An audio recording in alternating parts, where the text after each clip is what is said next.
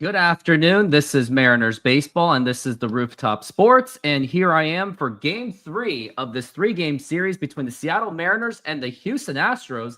And amazingly, the Mariners were able to get 2 games out of the Houston Astros. So they have already won this series. But in my opinion, that is just not enough. The Mariners have to get the sweep because if they're only 3 games back from the division, then they have an opportunity to make it 2 games back from the division. Why not just 2 games back from the division rather than make it 3? Let's not settle for that 2 of 3. And before we even get started, hit that like button, subscribe, hit that notification bell, and use that promo code Rooftop Sports to get $20 off the purchase. Maybe you won't do it for the Astros game today, but maybe for the Brewers game tomorrow. And as for the lineup, here it is for the Houston Astros. We got Cam Smith, Jose Altuve, Victor Caratini, Christian Walker, Yainer Diaz, Taylor Trammell, Mauricio Dubon, Cooper Hummel, and Whitcomb. As for the Mariners, we got J.P. Crawford, Julio Rodriguez, Cal Raleigh, Randy Arozarena, Jorge Polanco, Luke Raley, Mitch Garver, Dom Canzone, and Miles Mastrobuoni. Not liking this lineup. I think this is with Mastrobuoni starting and Garver, I can kind of understand. With Mastrobuoni in there, you kind of get the vibe that they're kind of just milking this game by not putting the best possible lineup on this team, which I would like to see them do that. Put in Ben Williamson, unless the guy is like a righty and not a lefty. Let me see he's a right-handed pitcher, so I guess they're doing with the lefty-righty matchup. It doesn't work with Miles Mastrobuoni because he's just not that good. He really just isn't. And looking at the standings so far, Mariners are now in the second spot in the wild card, and they are right now, they're about 2.5 games back from the New York Yankees, it looks like. Yeah, it looks like so. And they are 1 full game ahead of the Boston Red Sox, and the Red Sox are supposedly, they were 8-2 their last 10, so much for thinking that they were just selling off the team, pretty much selling off their roster because they got rid of Rafael Devers. But I think that was just more because he just didn't want to be on the team anymore anyway. And this game is about to start in 2 minutes. Waiting for anyone to get on the show so I can get some engagement. And we are back from the break, and they're showing the beautiful I-90 bridge that connects from Mercer Island all the way to Seattle. And if any of you that live in the east side, you would have a full understanding what the I-90 bridge truly is.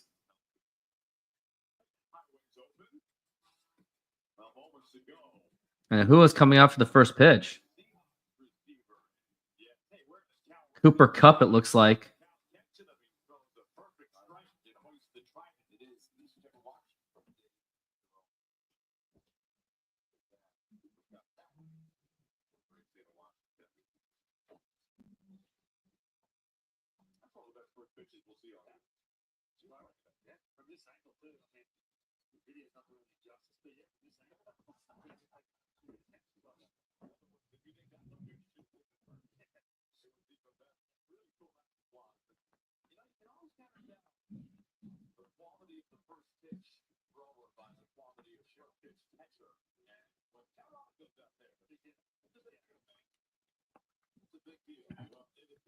And the team is about to take onto the field. We got Brian Wu. So this is the Mariners' best chance. They are on their best chance since they have their all-star starter, but they're going to have to go up against Hunter Brown, who is just as good. He's got 9-4 record. He's pretty much their ace. 137 strikeouts, 34 walks. So Brian Wu has walked less, but Hunter Brown has struck out more batters.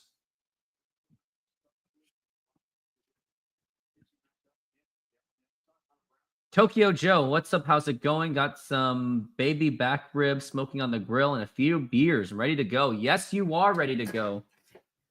Let's do this. Wondering if Josh is going to be on this show.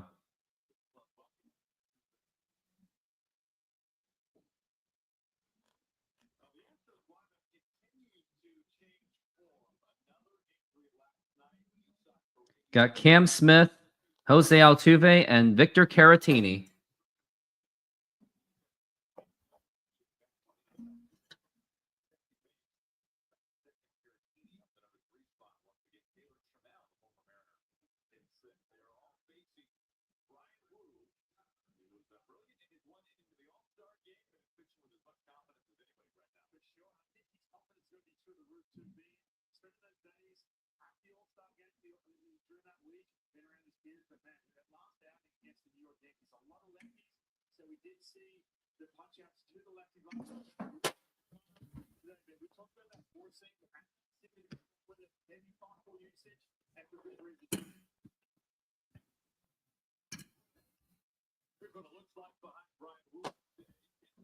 Yep, looking at that defensive alignment, Miles Mastroboni, third base, J.P. Crawford, shortstop, second base, Jorge Polanco, first base, Luke Raley, catcher, Mitch Garver, left field, Randy Poser Boy Rosarena, Julio Rodriguez at center field, and Dom Canzone at right field.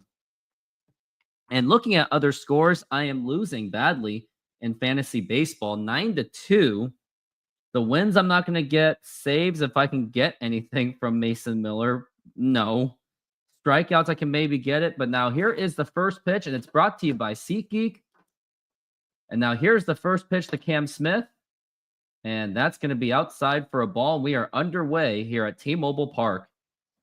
Not saying it's a beautiful day, not the perfect weather, but I guess it gets the job done for a summer, more like a spring weather, it seems. And now we're at 1-0. And now here's the pitch. And a swing and a miss, and that is going to be strike one. How I feel they'll do against the Brewers, well, it's not going to be an easy task, I can tell you that, because they are close to being division leaders, so expect that to be a tough series, as we are at 1-1 on Cam Smith. And now here's the pitch. And a swing and a miss, and that is strike two. Cam Smith is batting .272. Brian Wu on 3 pitches. Really hoping that the Mariners can come away with a sweep. A sweep would be really, really nice. And now we're at 1-2. And now here is the pitch. And that's going to be fouled back, and that is still strike two.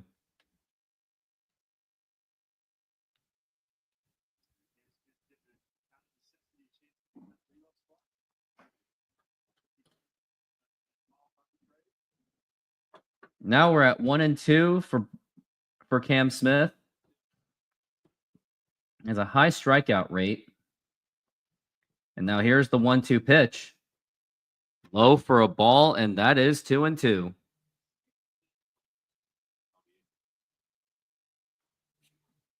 Yeah, absolutely need a sweep. A 2 of 3 is just not going to do it for me. And now here is the 2-2 pitch. And that's going to be a foul ball, and Cam Smith continues to fight it off.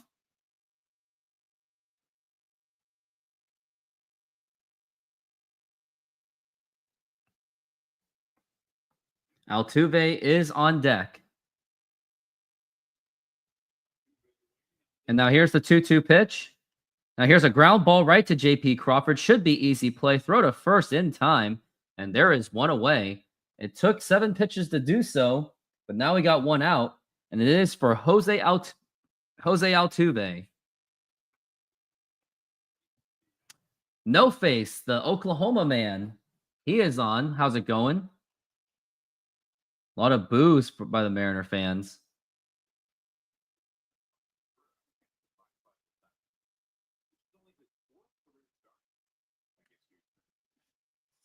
And now here is the pitch. And that is going to be a strike.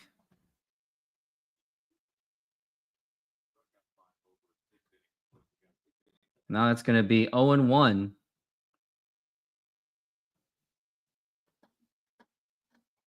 And now the next pitch to Altuve. And that's going to be a foul ball. And No Face, be awaiting that you'll be seeing some live streamings for some Oklahoma City Thunder games. Only if it's national television, of course. Not going to go out of my way for them. Now we're at 0-2 for Altuve.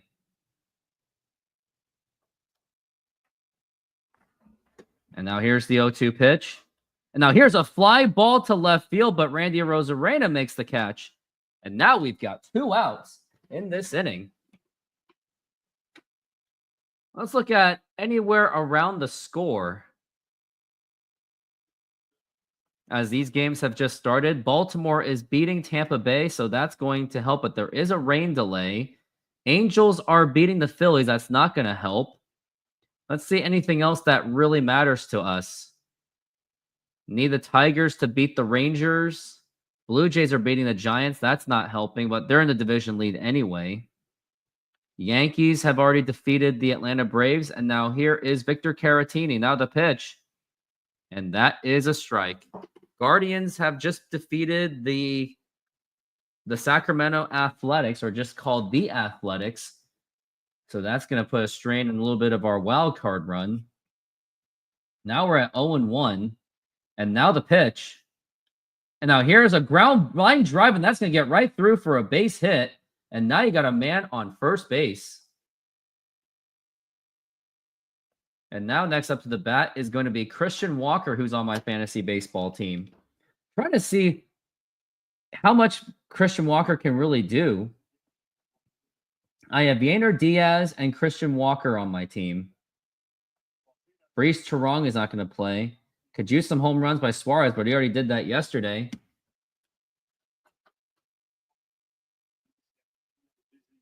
And yep, that is true. No face. And now the pitch to Walker. And that is outside for a ball.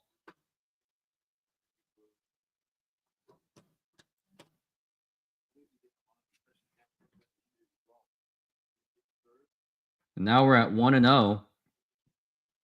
And now here's the pitch. And that is a strike. And that was actually missing the strike zone. So the umpire did catch the Mariners a break. Now we're at 1-1 the count. And now here's the pitch.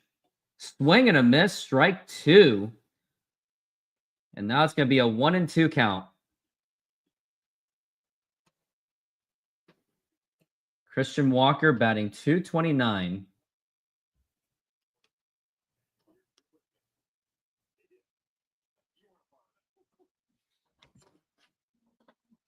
One and two the count.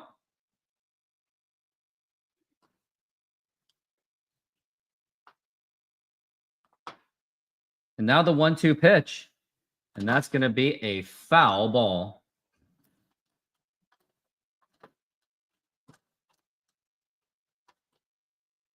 And now it's going to be 1-2.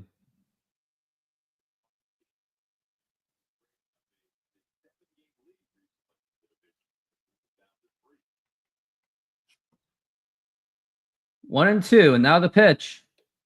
And just missing it for a ball, 2-2.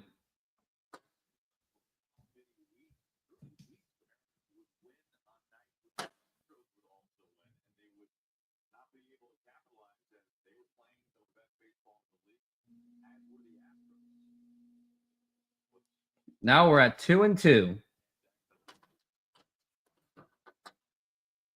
And now the pitch. Swing and a miss, strike 3, and that is going to retire the side. We go to the bottom of the first inning. It is no score thus far.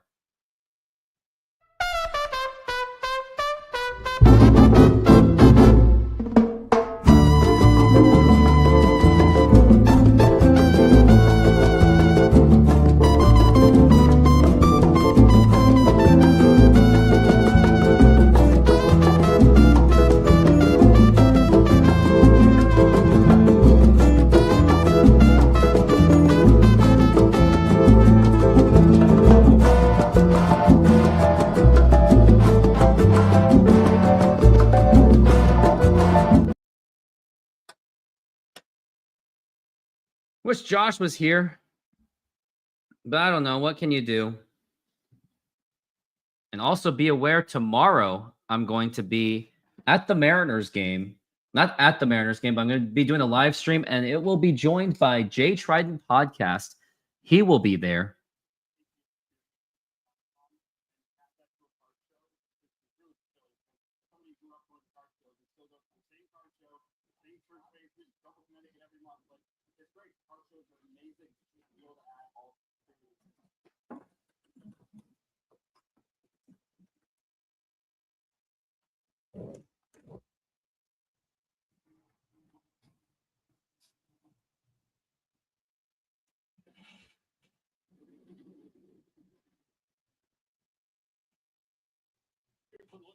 And we are back from the break.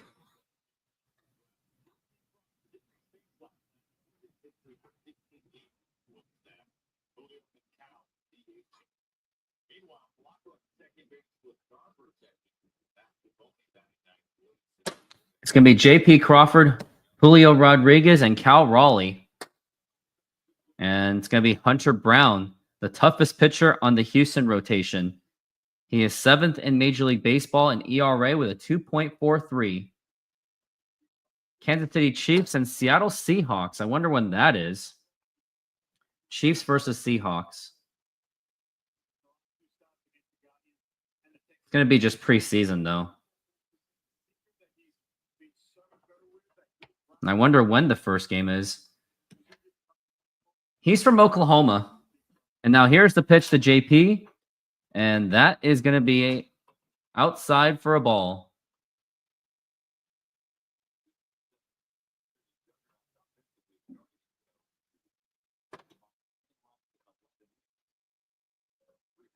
Now we're at 0-1. And now the pitch. And that is going to be a strike.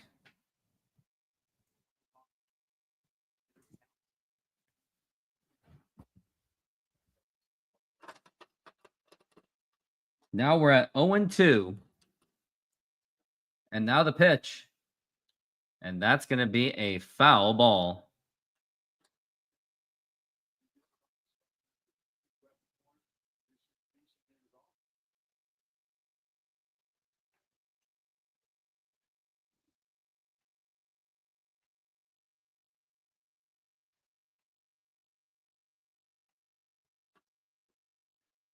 And now the 0-2 to JP. And that's going to be another foul ball. J.P. Crawford, unfortunately for him, his hitting streak had just ended last night.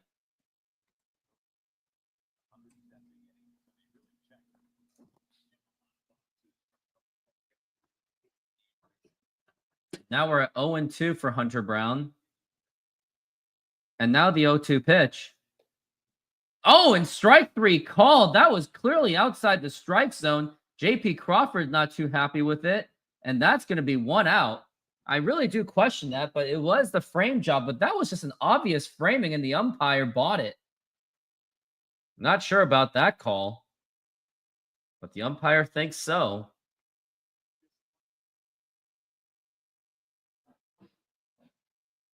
Pretty frustrating way to strike out, in my opinion. Now here's Julio Rodriguez up to the plate. Now the pitch. Swing and a miss, and that is strike 1.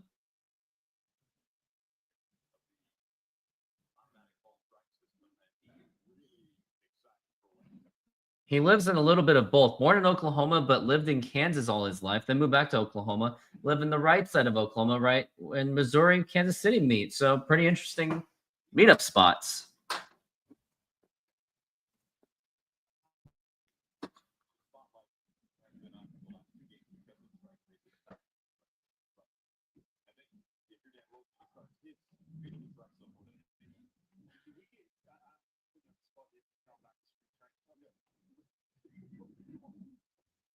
It's like Dan Wilson's coming out for a moment.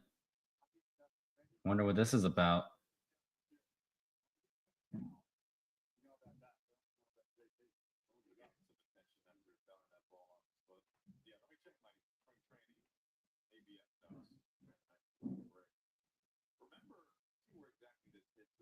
Oh, it hits Julio in the foot. Really hope he's okay after that. Or maybe hit the shin guard. Hit him in the foot, actually. Now he's fighting it off at 0-2. And the pitch. Low for a ball, and that is ball 1.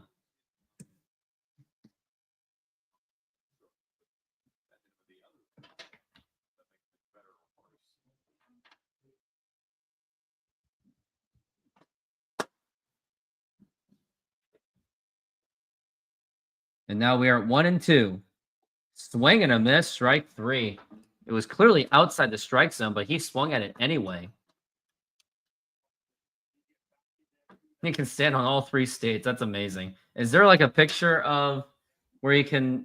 Hold on, let me look at this. Kansas City, Missouri, Oklahoma border. Well, there is there's a tri-state marker where you could be in all 3 at the same time, which is pretty cool.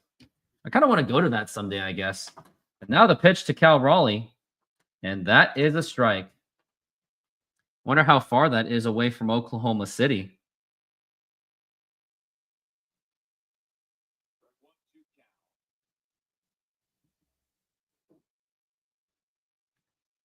It's actually a 3-hour drive. You know what? And now here's a fly ball to center field, and that's going to drop in for a base hit. That's a base hit by Cal Raleigh. And now we got a runner on first base. You know, I'll go to it. I'll make that drive to go all the way from Paycom Center all the way to that border. I will definitely check that out. That seems really cool. Believe it or not, you could also be in Arkansas, Texas, and Oklahoma at the same time, too. I want to check out Kansas. Yeah, 3-hour drive. Not bad, especially in Oklahoma. But I wonder what the road trip would be like.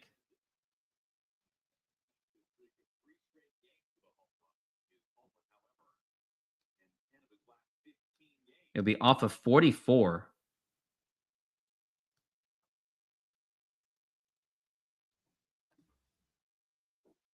And now the pitch to Rosarena, and he misses it for a ball. Is there any good food around? No face? I'm very curious about it.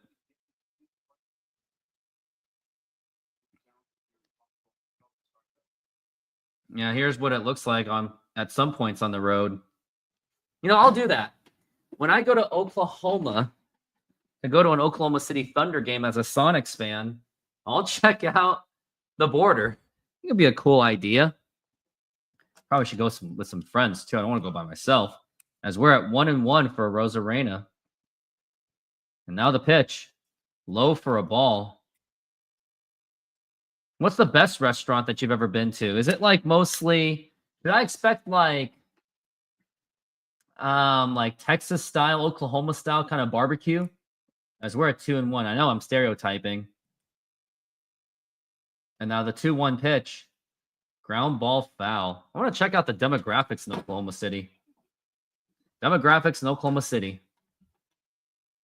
It's mostly predominantly white, including some Black, African American, Hispanic, and even Asians. It's a very small percentage, but still notable presence. 14% are Hispanic, almost 10% are African American, 62% are white. That's crazy. Would take me like 2 days to drive. Texas is huge. Yeah, it is. Texas is... Ooh, Eugenio Suarez just hit a home run. That's 34 home runs. Mariners, what are you waiting for? Go get him. As Randy Rosarena is at 2-2. And now here's the 2-2 pitch. And outside for a ball. And I actually thought that the umpire was going to call that a strike anyway. That was very close.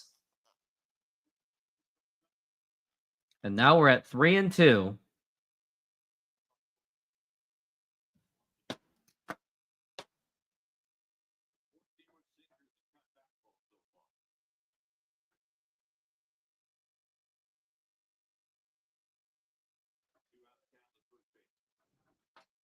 Now we're at 3-2. And now the pitch runner goes. Swing and a miss, strike 3. And that is going to retire the side. We go to the top of the second inning. It is still no score. Mariners fail score.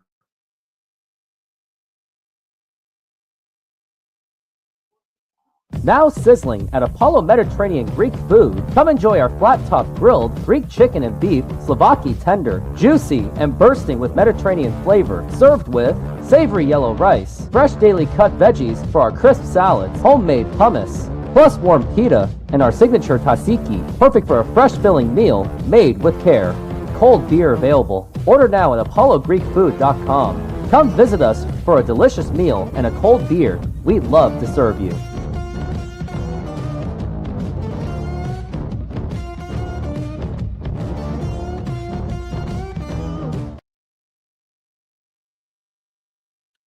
Yep, go ahead and go to Apollo.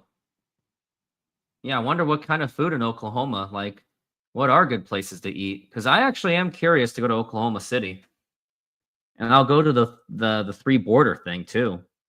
Curious about that as well.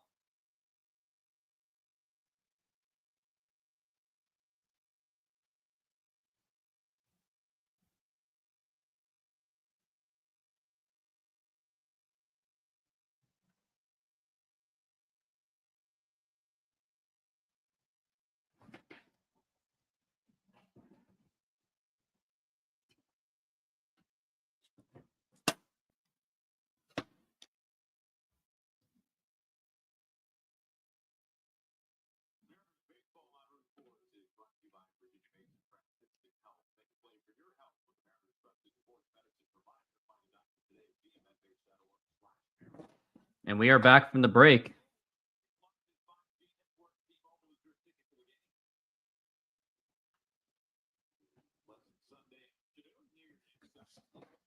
You got Burger Buns, you got Texas Roadhouse, and Golden Coral.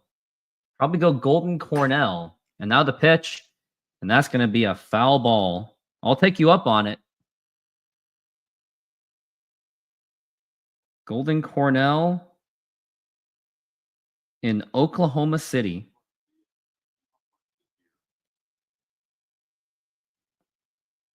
Golden Coral Buffet and Grill. Is that what it is? Now here's a ground ball foul. Yeah, Golden Coral. Josh, you're there. I needed you. I'm very lonely. Nobody. Yeah, Golden Coral is what it is. Looks like it's a buffet grill. I'm gonna look at the pictures of it too. I'd go to it. Yeah, I'll take you up on it.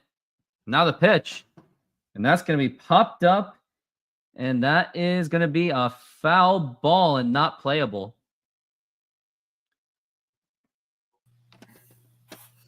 Thank God you're here. I was getting so lonely. It's also Golden Corral. I misspelled it. Golden Coral, not Golden Coral. Yeah, so the plan is at some point in this NBA season, if I can and make time for it, I want to go. Not only do I want to go to an Oklahoma City Thunder game as a Sonics fan, I also want to check out the border. And now the pitch to Diaz, and he check swings and fouls.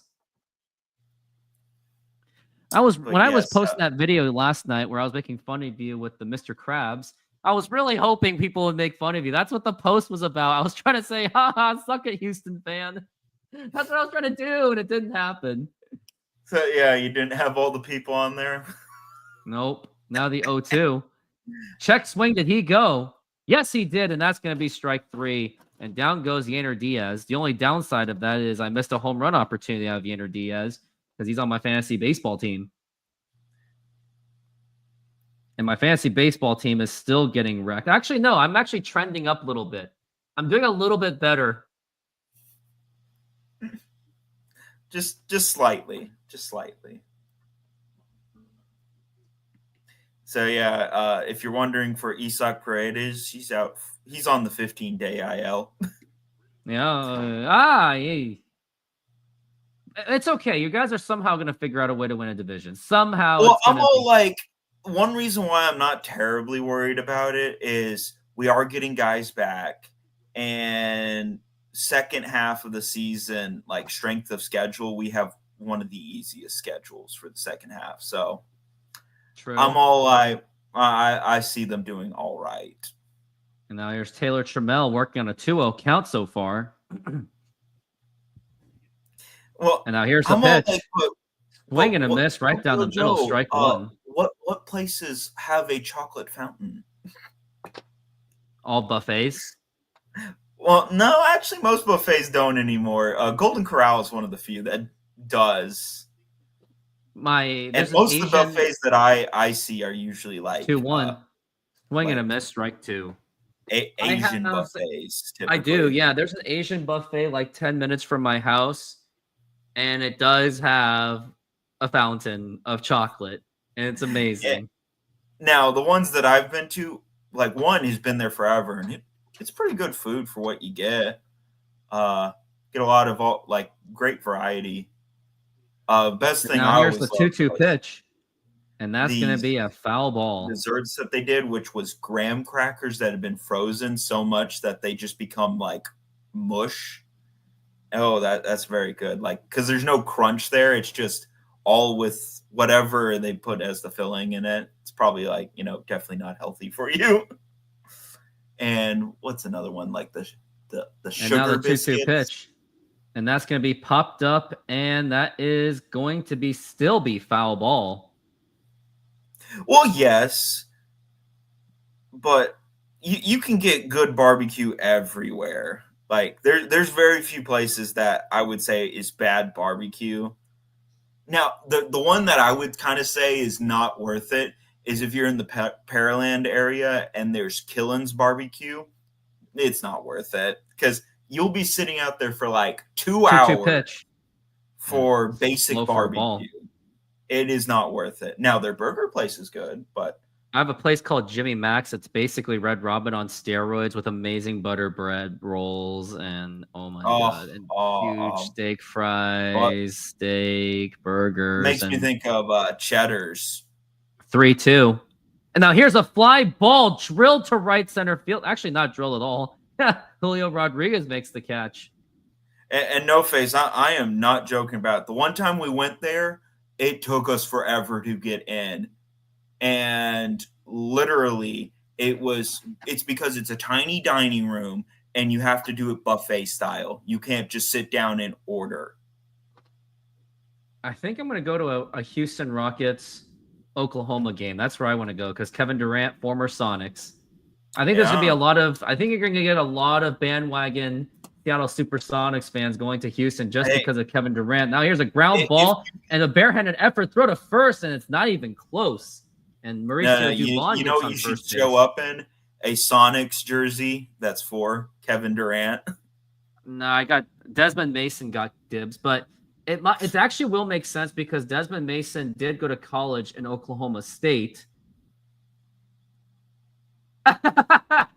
Oh man, no face. It still lives. Come on, man. You got a championship eventually. All of that shortcomings led to a championship. Come on, man. And I'm still like, even then they got a little bit of help. Now here's a fly ball to left field, and Rosarena makes the catch, and that's going to retire the side. We go to the bottom of the second inning, no score, and time for a pizza showing. Senor, tell me how you make a thin crust Sahara pizza. With your hands. Cornmeal.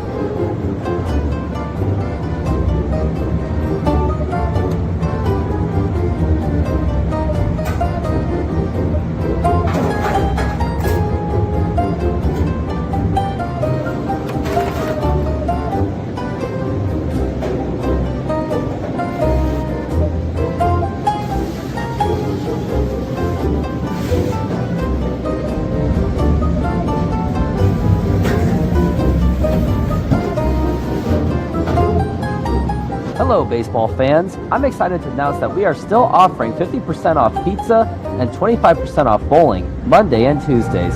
Head on over to Snoqualmie Sahara Pizza.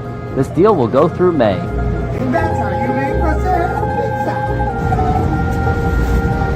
pizza. Beautiful thin crust.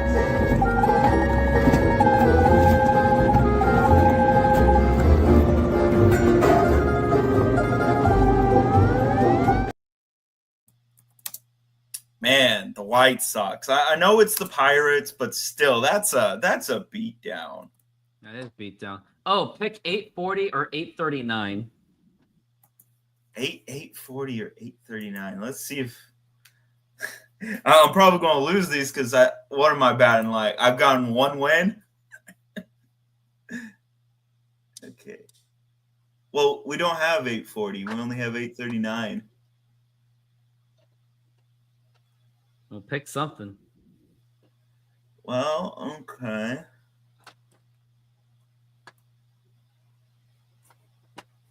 Let me just check what 839 is. Oh, I'll do 839. Probably won't do great, but we'll see. And the pitch to Polanco. That's gonna be outside for a ball. And he said when Russ and Katie both left Oklahoma City, that really hurt the fans. Yeah. Yeah. I'd say that. Well, the issue is that team was built right as the ridiculous NBA contracts were starting to come in. Like, it was the worst timing. Like, had it been a few years earlier, they probably would have had that core locked up. I don't think so. The 2-0. I don't think Kevin Durant leaving had nothing to do with money. He just didn't want to play with Westbrook anymore. Yeah, but also the thing is that you would have had James Harden and, Mr. Choker over there doesn't know how to win when the lights get bright. 2-1, yeah. Being a Rockets fan, I painfully know that, and he pees his pants every time he sees Golden State. He does. As we're at 3-1 for Polanco.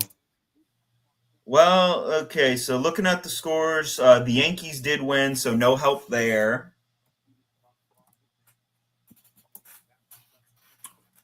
And now the 3-1 pitch.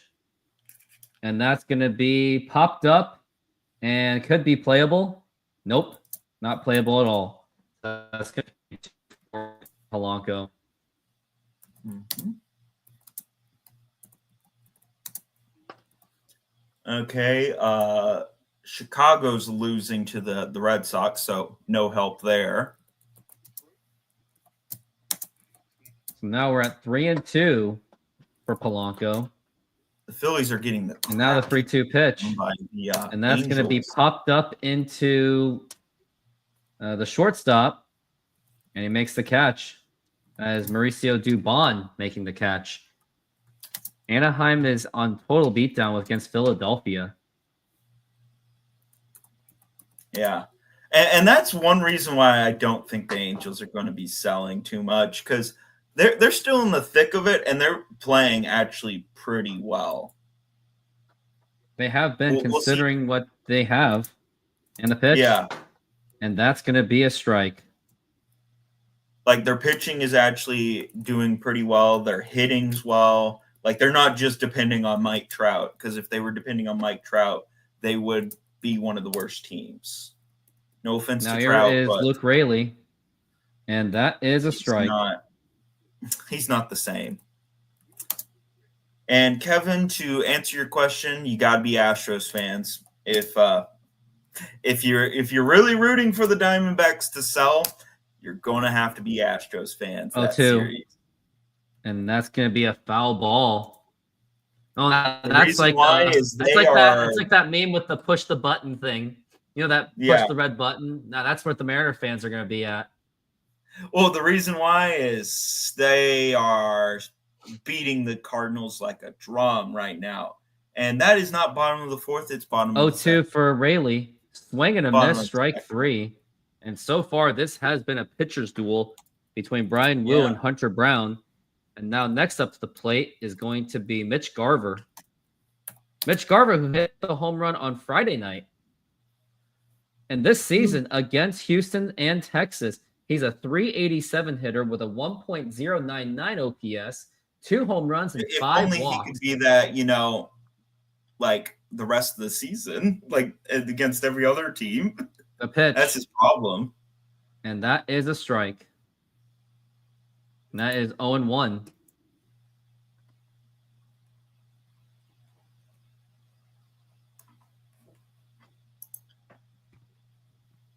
And now here's the 0-1 pitch. Now here's a fly ball to left field, work a line drive, and that's going to drop in for a base hit.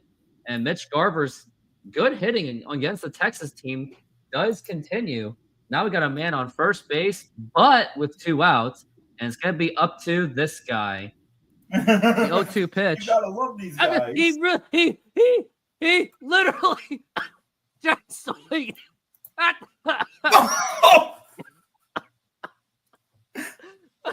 He literally just swinged at the dirt. And now here's Dom Canzone, and now here's the pitch. And a swing and a miss, and that's strike 1. Nothing's really much changed. Yeah. He's a 320 hitter, though. He did get a 2-run RBI double, 6 Yeah. home runs, and 12 RBIs. So did you And the have pitch. Hunter Brown on your Oh, fantasy? and look what he did again. He swung at the dirt again. It's his signature move. Check swing at the dirt. Some are just, posing, and then others are just, swinging at dirt. Now we're at 0-2. Oh, I forgot to answer that question. It was Animatrix Spirited Away. Unfortunately, I don't have a number 3. And I've never actually sat down 0-2. and bunch of that. And that is outside for a ball. And I have a confession. If anyone remembered the movie Spirited Away, I had a crush on that girl when I was a kid. The annoying little girl who was like screaming all the time. Yeah, now like we're the at only 1 thing and 2. that I've watched like bits and pieces 1-2 of is pitch. occasionally I would watch Check like swing. Did he some of go? the Pokemon He did not go. That's gonna be series. 2-2. Canzone's at bat last night was worse. Yeah, it was. And Fritz, Yeah. thank you for the $2. Anything helps. As we're at 2-2. And now the magic number is 48 to get to 50 for the day. Now we're at 2-2 for Dom Canzone. And now the pitch. And he literally he did the complete opposite. He swings at bad pitches and he watched a strike. So he World pulled a Series, Randy. baby. He pulled a Randy. Yeah. Oh, and now it's time to play. Okay. Let's see. 300 home run career, 30-30. Let's go Jeff Bagwell. Oh, right, you are. And okay. 30-30, 300. That's going to be hard. 30-30 outfield. Let's do Willie Mays for 30-30 outfield. Let's see if he did that. Not bad. Okay. He didn't hurt me there. Then let's think 330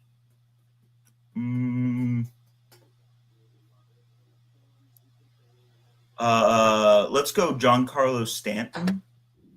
For which one? 330 home runs. 300 home runs, 30 home runs. Yeah, because there's 2 300s. Not bad. Keep it going. Okay. Let's see. Trying to think of a 30 stolen base and a 3. Trying to think of that and not think of 30-30s.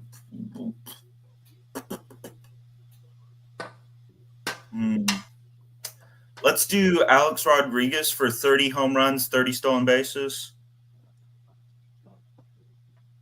And I think you have room for one more. Okay, that was going to be a big one. And the first pitch, now the pitch. And that is a strike. I'll give you one more. Okay. Played outfield, 30 home run season. Let's try George Springer. Oh, right, you are. And that is clutch for you. And that's going to be a foul ball. Probably not going to win, but, 418 is your rarity. Yeah. A-Rod tanked it there. He did tank it, that's for sure. Not Willie Mays this time. Not this time. And now we're at 0-2 for Whitcomb. And now the pitch. And that's going to be up high for a ball. Yeah, the Houston Astros with featuring the replacements. We're at 1-2 for Whitcomb. Because that's basically what we have here is we have the 1-2. replacements. And that's a foul ball. And that is still going to be 1-2.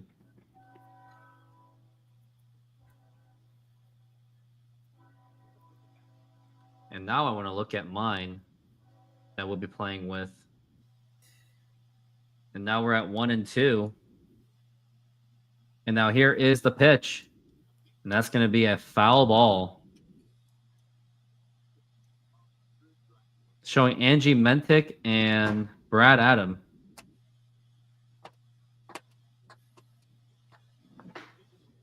We're at 1-2.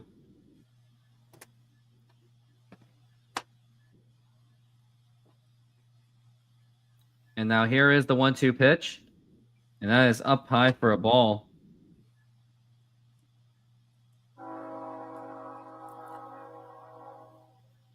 Of course, the train's coming by. Exactly what I expect. Now we're at 2-2. And now the pitch. And that is strike 3 called, and that is going to be 1 out.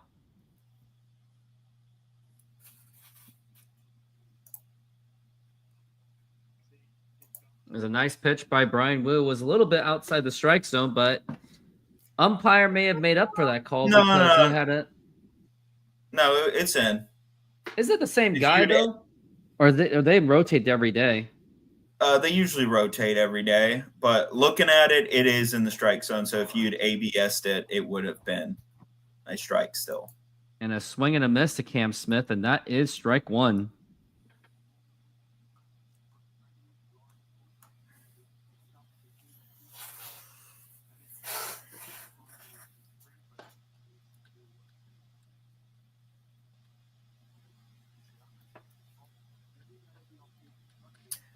And also, I saw something that they were calculating and out. The 0-1, like, low for a ball, 1-1.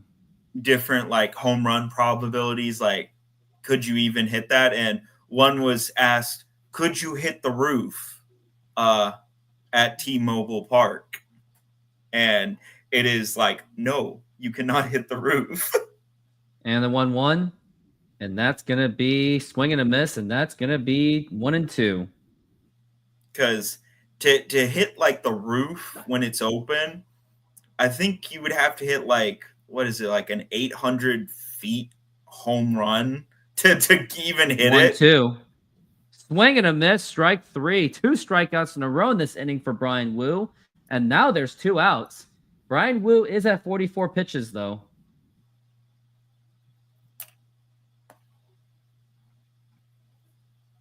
Now, one that would be actually cool to see is some people have hit the train at Minute Maid Park, but imagine someone got it to where it went in perfectly right into the the front of the train. Perfectly. Now here's Jose Altuve, and now the pitch. And that's going to be slightly outside for a ball on Brian Wu's 96-mile-an-hour fastball. And I'm excited to do the next immaculate, so we'll see.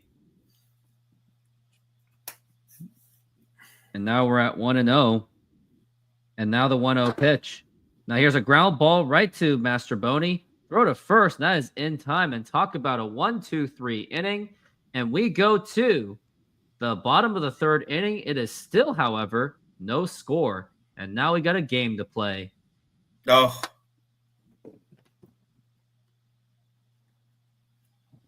I'm going to go with Joe Mauer. 14%. Ouch. That's probably one of the top answers there. Ichiro. Oh, that's a good one right there. Yeah, that's a good one. Maybe Juan Gonzalez on this one. Oh, okay. Okay, Gold glove. Pretty sure Dan Wilson has got one. He never got a gold glove? There is one I know who has a gold glove. That's just bizarre. One. Like I know of one that he probably would. Yeah, that kills me right there. I'm gonna say Javi Lopez. You could have done Biggio there. I didn't want to. I know an obscure one. Brett Boone. That's obscure. Yeah. Gold glove and all-star. I mean, there's so many of them. Derek Jeter. He actually got one before.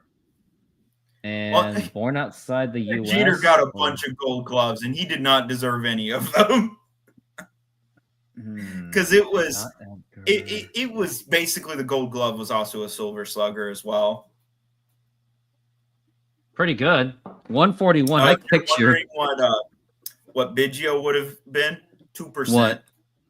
2%. Yeah, but I still dominated you. Yes, I know. I'm just all like Biggio, because he started out as a catcher. I love this. I think this is the comment of the day. A lot of Seattle Supersonics fans and Oklahoma City Thunder fans usually don't like each other, but me and Rooftop, big chilling. LOL. Just like same thing with Astro fans too. And we are back from the break. Well, also seeing the thing that Ian right as the stream was ending, when he's all the trash cans, I'm all like living rent free in your head since 2017. Pretty much. Like I'm all like at this point, it's kind of like 1-0. Embarrassing. You keep it up. It's just a bit obsessive. That's how I see it. They're just taking it too far. Free. Now we're at 1-1. Now here's a ground ball, and that's gonna get right through for a base hit. And Miles Mastrobuoni gets on first base with a leadoff single. And now he's got man on first base. And then next up to the bat is going to be J.P. Crawford back to the top of the lineup. It's a nice, solid hit. Well, the thing is that, Kevin, the reason why the D-backs might not be selling, even if they are around the pitch. 500. And now here's a fly ball to deep center field and not deep enough. And he makes the catch. It looked good for a moment, but Mastrobuoni has to go back. Keep in mind, the Dodgers, since facing the Astros, have won a grand total of 2 games so far. They're currently leading against the Brewers, but they have only won 2 games since the Astros series. Not only the owner of the CEO of Starbucks who owned the Sonics, but also the mayor of Seattle, Greg Nichols, who did that settlement of $45 million just to pay off the 2 years of the lease. And he probably took $10 million of those dollars for himself. All the Mariners had to do was nothing, and we'd have... Yeah, that is the sad thing. That is so true. If all they the had just sat there and did did Julio, nothing, by the way. Well, no, also, let's add in, you would still have Paul Sewald if they had done nothing. That is so true. Probably have been to the playoffs. If you just did absolutely nothing. And the throw to first. You literally, overthought it. Kevin Kirby says he wasn't willing to wait 6 months for Robbie Ray, but now we can finally say in hindsight that maybe we should have. Well, the thing is that Robbie Ray, while he's not what I would call a constant. Now here's a ground ball, could be a double play ball. Nope, and it's gonna be thrown to first, and that's actually in time. Wow. And I really think Julio should have made it. Lack of hustle, man. It is a lack of hustle. I think it's. Hey, Kevin Kirby, do you think that was lack of hustle? I want your opinion on it. Oh, they're challenging the call, and Julio actually might be safe. Well, what do you have to lose? Your challenge? That's about it. Your challenge.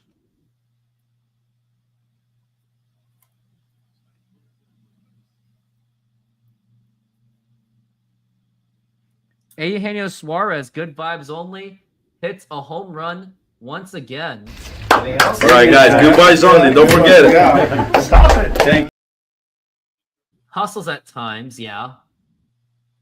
And now we've got Cal Raleigh up to the plate with 2 outs. It was overturned, so Julio was safe. Yep. And now it's up to Cal Raleigh. The thing is while we look at the replay and say, oh, he definitely beat it out, there have been times where it's definitely clear, and then they still say, oh, ruling on the field stands or something like that, and you're all like, what? So it's not. Cal Raleigh still stuck at 38 home runs.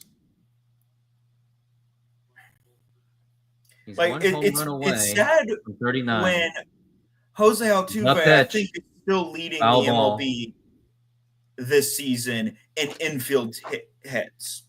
A 35-year-old man is leading the MLB in infield hits. No, it really should be someone like Julio, you would think, with that speed that he has. Yeah, someone much younger, not almost a decade older.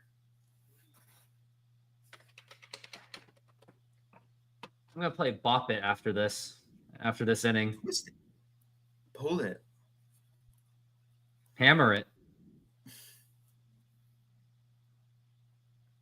And now the 0-1. Check swing. He did not go.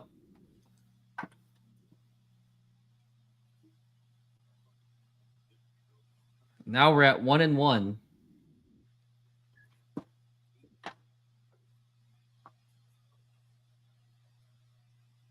And now the pitch. Runner goes and the throw to third. And it's not in time. And now you got runners in scoring position. Double steal by Miles Mastroboni and Julio Rodriguez. Now all Cal Raleigh has to do is just poke it anywhere. And that should get in a run, you would think.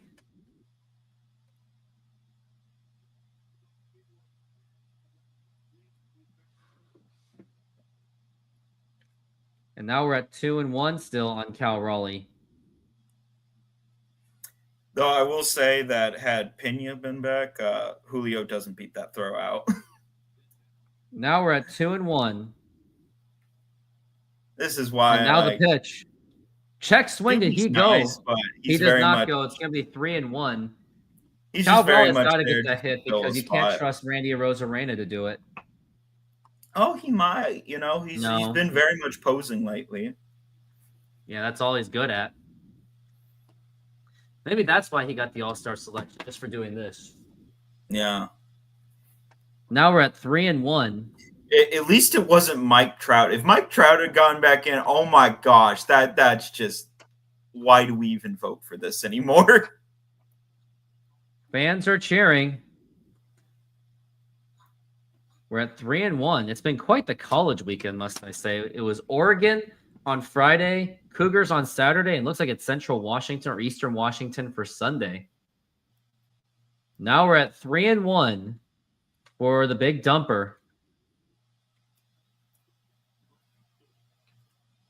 And now the 3-1 pitch and a swing and a miss, strike two. Now it's just one strike away for Hunter Brown getting out of a jam.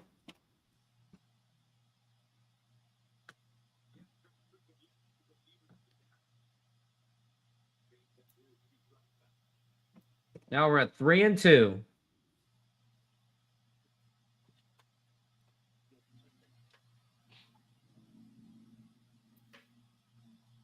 And now the 3-2 pitch. And he chased a bad one, and that is a foul ball. He's desperate to get that home run.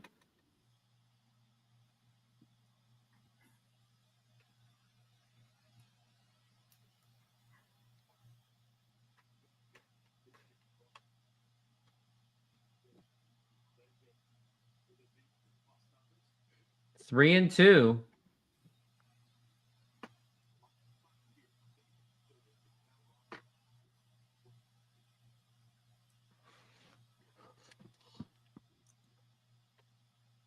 And now the pitch. And that's going to be popped up, and that is going to be fouled.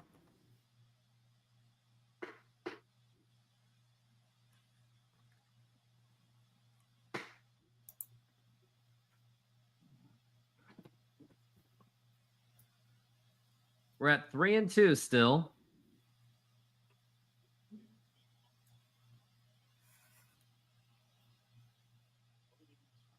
And the 3-2 pitch. And that is ball four, take your base. And now the bases are loaded for Randy Arozarena, but we all know how this is going to go. Randy Arozarena is going to strike out. Or hit into a double play. Well, it is one out. I thought it was two outs for a second, but no, yeah. It's one. Double play. If Pena had been back, it would have been two, but bases wouldn't have been loaded then. No, it's the pitch. Low for a ball, and that is ball one. On Friday, he did hit that home run when I was eating noodles. Maybe he has it in him. Maybe he has it. I don't know. The 1-0, and that's going to be a foul ball. 1-1.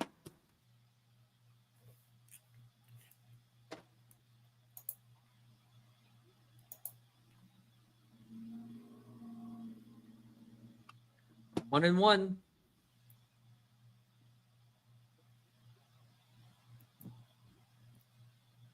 And now the pitch. Foul again, and that is going to be 1-2.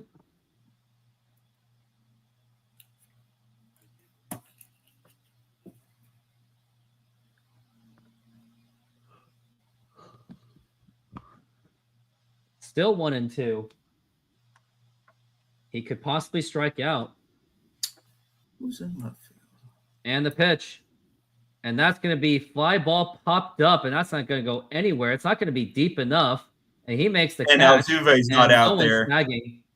Yeah, because if it was Altuve, I think Mastroboni might have run for it. Yeah. But that since it's Altuve's at second base. Yeah, he's at second base. But since it's Hummel out there, that's not a great idea. Well, most players have a better arm in left field than Jose Altuve. Now it's going to be Jorge Polanco up to the plate. You would think that he's usually clutch in these situations. And that's going to be time called.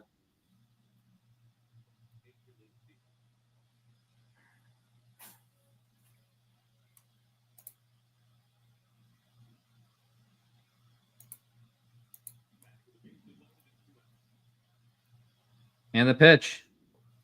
And that is going to be...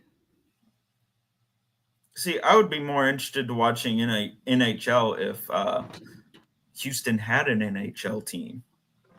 Oh, wham. I don't have a basketball team. Hey. But you used to have 1-0. a basketball team. We've never actually gotten a chance for an NHL team.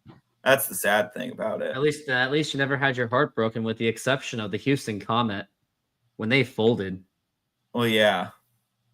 Must be an awkward feeling that Golden State's getting the expansion, Toronto's getting expansion, but Portland is getting it, but you're not. Yeah. 2-0. And that is a strike. So there have been talks about possibly bringing them back. Yeah. It's just, I think more the city of Houston's more wanting to try to get an NHL team before they think about a WNBA team. As we're at 2-1 for Polanco. Now the pitch. And that's going to be a foul ball, strike 2. But yeah, like, the sad thing is you can like read all kinds of chances that they got close to getting an NHL team, and then just something happened that the NHL was all like, nope, you don't get a team. Now I'm trying to see like how the Mariners hitting do with the bases loaded, and it's probably not even that good. Be fine. Now we're at 2-2. And now the pitch. Yeah, this is why. Now here's a liner to right field, and that is going to be a base hit. That's going to score in Mastroboni. Is that going to score in Julio Rodriguez? And it will. And the Mariners take a 2-0 lead on a 2-out RBI single by Jorge Polanco. And he continues to show his clutch hitting with 2 outs with runners in scoring position. Yeah. If we had Pena, the inning would have been over, but unfortunately, our doctors suck. They really suck. They said he would be back like weeks ago, and he's still not back. Julio really showing that passion of his. He's showing that energy. Jorge Polanco gets 2 runs in. If only that energy, translated to better performance. I agree. Yeah, and like, now here come on, man. is He's showing Luke off, Raley. but And the really? pitch. Low for a ball.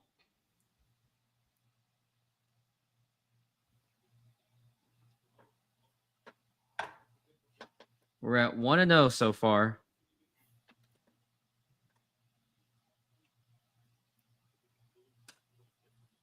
And the pitch. Swing and a miss, and that is strike 1.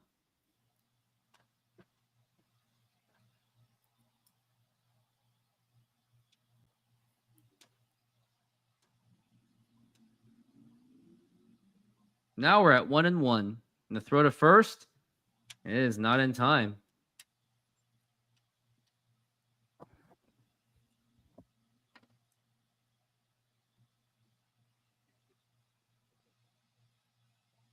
Still at 1-1. And the pitch.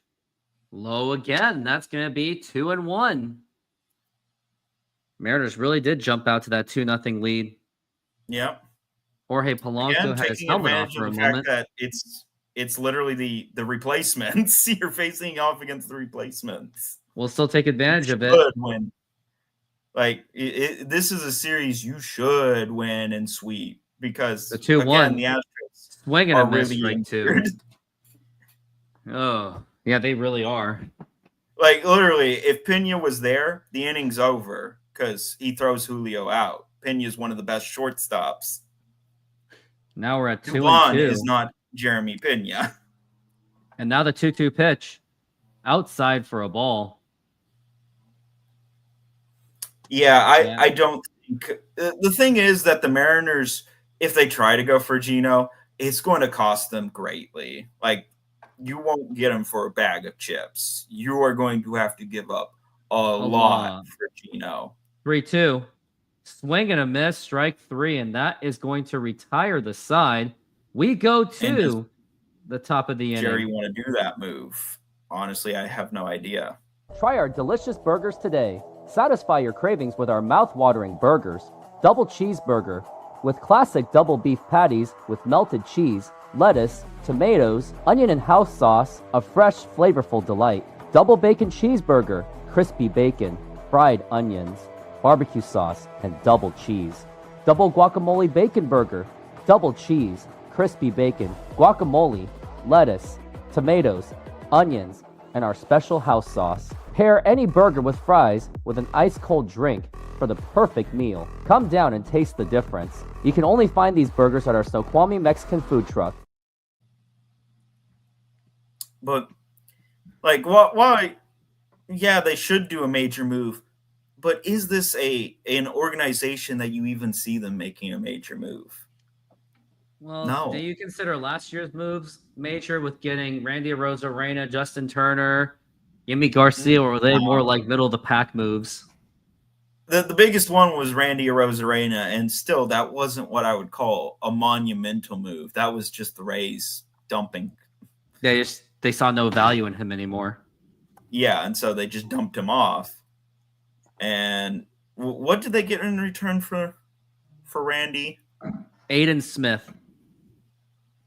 Is he still in the minors? Let me look. Because I think that was a right move for the Rays, because the Rays have looked pretty good. He's an A+. He's batting .229 in A+ with 9 home runs this season. But then you look at just how the Rays are doing at their major league level, and yeah, but still, if it's the best hitter traded at the deadline, that doesn't mean a whole lot. I was thinking that the Mariners were going to get Yainer Diaz. Now here's a ground ball right to second base. That would have been weird. Also, I just realized that Cole Young is not even playing. It's actually Jorge Polanco at second base, strangely. Texas Rangers will be visiting the Seattle Mariners between July 31st and August 3rd. Going to be a big series. Like, I wouldn't call it a major move because, like, for example, the Tigers acquiring Miguel Cabrera, that was a major move. Like, that was huge. The pitch. Because Miami didn't want to deal with the fact he was going to be stupidly expensive. That's a major move. Or the Astros when they got Justin Verlander the first time. That's a major move. We're at 1-0. Now here's a ground ball right to JP. It's better than not making a move at all, but in time. I wouldn't call it a big move. At best, it's a middle of the road move. There are some people saying that Anaheim should get an NBA team. There needs to be a limit on how many sports teams. No. How about not? How about the fact that they'd rather just cheer for the Lakers? I'd rather drive 40 minutes to watch a Lakers game than Or drive. if they really hate themselves, they could cheer for the Clippers. I can't see anyone. Anyone who likes the Clippers. I wonder if most of them are still Lakers fans. It's just their backup team. Yeah, they're just LA fans basically. Yeah, the Clippers are basically backup. You know, it's crazy. The Lakers and the Clippers almost had a playoff series before. Yeah. Back in 2006. And now here's the Enter Diaz, the pitch. Now here's a ground ball to JP again. Throw to first. And that is in time. And that's going to retire the side. A 1-2-3 inning. And now I got to go to the bathroom. I got to play a commercial that's going to be long enough, though. We're making half pineapple, half tiki with barbecue chicken. You put the garlic.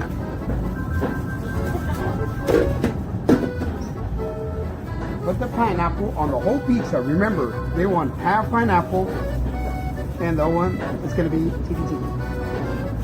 Tiki tiki goes pineapple, garlic, feta cheese, artichoke hearts,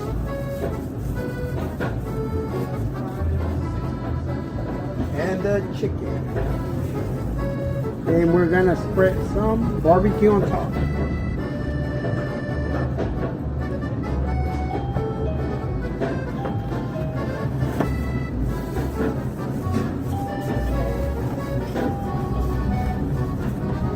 And it's ready. Put it on the oven. Let it run. Hello, baseball fans. I'm excited to announce that we are still offering 50% off pizza and 25% off bowling Monday and Tuesdays. Head on over to Snoqualmie Sahara Pizza. This deal will go through May. But Kevin Kirby, I can tell you that there's a reason why there are 4 teams. What is the most populous state in the United States? New York City. New York. It's California. Oh, right. What was I saying? Yeah. And then it's Texas. So literally, California got 4. Texas has 3. And then it's Florida. And then it's New York. New York. Now, New York gets a bit more because you have New Jersey, Connecticut, all there. That's sprawl from New York.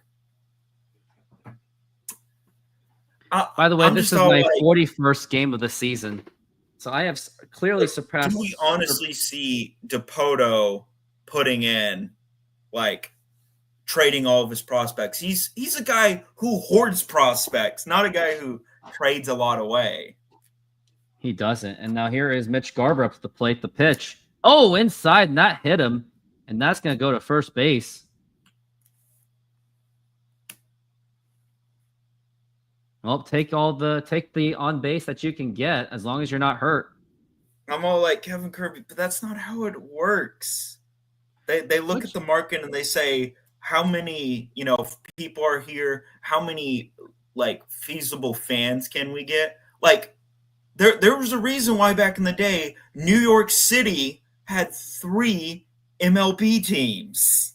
I think you're upsetting this guy, or is this Kevin Kirby? It's Kevin Kirby. Kevin, why are you doing that? The pitch to Canzone, and that's going to be a foul ball. But the thing is that also on the whole Geno situation, do you honestly think DePoto would go and trade more than one prospect for someone like Geno? Because Geno's going to command at least a pool of prospects, unless the Diamondbacks GM is being an idiot, which I don't think he is an idiot. We're at 0-2 for Canzone. Chicago is the 3rd most populated city in the United States. That is why. And also both those Chicago teams have been there for over 100 years plus. Now the 0-2 pitch. Low for a ball, 1-2. LA is the second most populated city in the United States. Now we're at 1-2. Like the weird fact is that Houston, which is fourth, only has one. And 1-2. And that is going to be 2-2.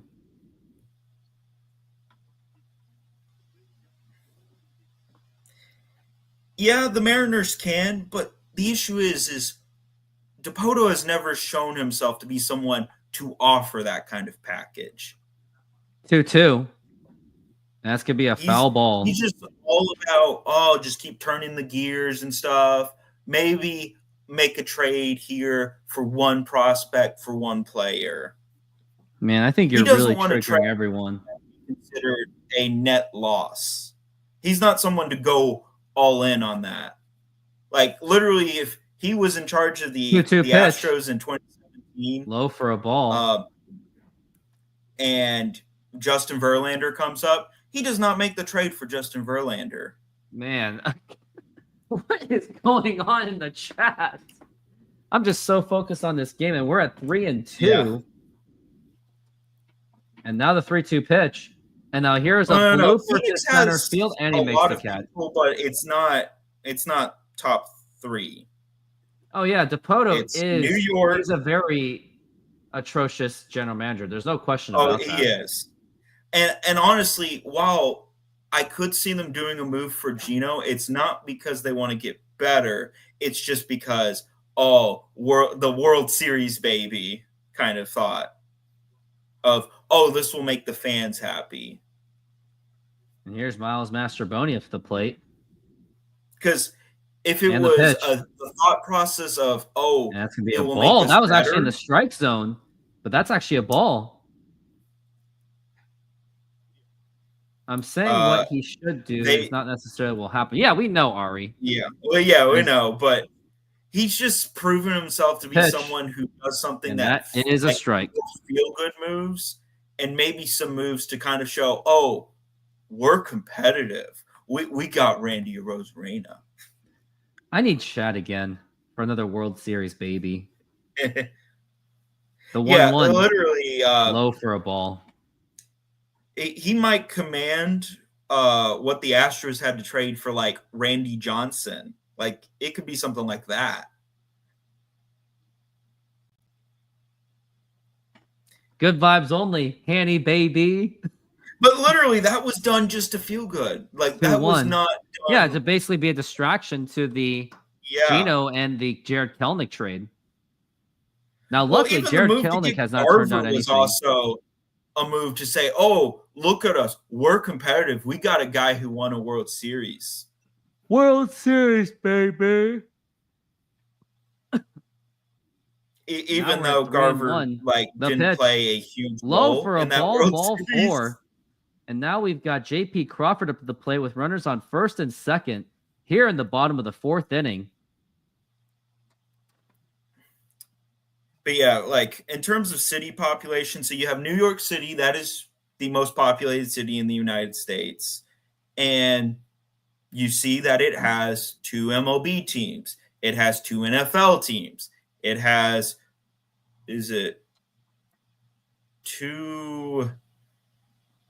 technically 2 or 3 hockey teams? Because you have the Islanders, you have the Rangers, and technically the Devils are also there as well, even though they're considered New Jersey. And I think they have 2 MLS teams. They also have – so they have very stacked teams there. And now we got J.P. Crawford up the plate. Well, yes, prospects can be that way, but it's also like part of it is a lottery ticket, but it's also how you develop. That's going to be a foul ball. And some camps are much better at developing prospects than others. We're at 0-1 for JP. Like I would say, for example, Houston, very good at developing prospects. They get guys who are considered like nothing and make them into really good players. Foul ball. Julio Rodriguez is going to be on deck. The Dodgers have a great farm system because they're able to develop all those players. They're also able to throw money at everything. Yeah, Mariners have great farm system, but they can't develop anything worth a jack. Yeah, they have the Oh, prospects, the talent, but the Foul issue ball. is that most of the time they just don't show it. They never do. Which is why JP Crawford when is they actually always rank fourth out in the Major farm League systems, I'm Baseball all like, in it's not a on great base ranking. percentage. JP is fourth in MLB in on base percentage, and now we're at 0-2, and now the pitch popped up, and that is still fouled. Because like the funny thing is was it last year? Last year at the AAA level, the team that won it all was the Sugarland Space Cowboys, which is the Astros AAA team. Now we're at literally 0-2 the pitch. Swing and a miss, strike 3. considered one of the worst farm systems, yet they won the whole thing. Kind of a weird contradiction.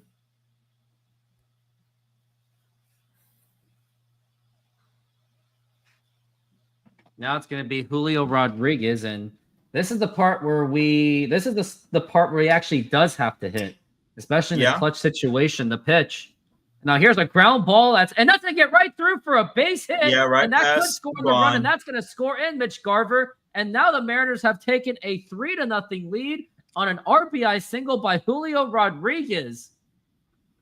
Yeah, right past Dubon again. And let's keep this going. That was a nice that was a little bit of a weak dribbler. I thought that was going to be easily fielded, but not so much. If it was Pena, if it was Pena, it would have been fielded. But that's the sad thing. We really miss Pena because Doobie is not. He's not Pena. Sadly, I think Altuve might be better at shortstop, but that's my opinion. Why don't we just try it? Throw to first and not in time. Well, and funny thing is, he's actually has played at shortstop before. It's not often, but he has done it. Cal Raleigh is at 1-1 thus far. 1 for 1. Gotten a single. And now walked. the pitch. And that's going to be low for a ball. So he's having a pretty good game so far. Yeah. They're telling the fans to get loud. Cal Raleigh has a chance to really break this game open. Could go as much as 6-0, depending how he does with it. And the pitch. And that's a foul ball. Lots of foul balls in this game. We got Caleb Ort in the bullpen. Saying that comment on great at developing pitchers, I'm all like, so are the Astros, yet their farm system is considered one of the worst. And the 1-1. Swing and a miss, strike 2. Like Ryan Gusto, Brandon Walters, those are guys that literally debuted this year. Then they had JP France as well. He was from just a few years ago. Now, throw to first. Not in time.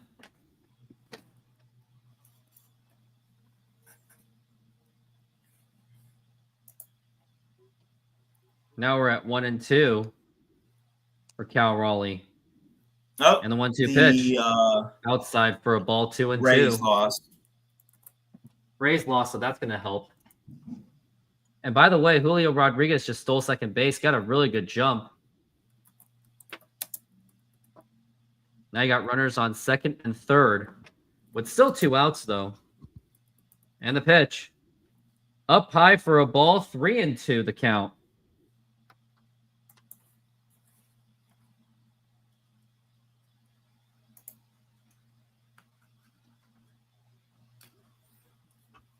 We're at 3-2.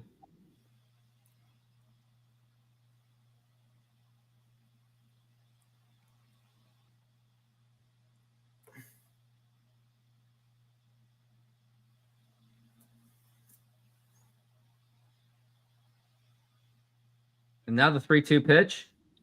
And now here's a fly ball to right center field that should score in the run.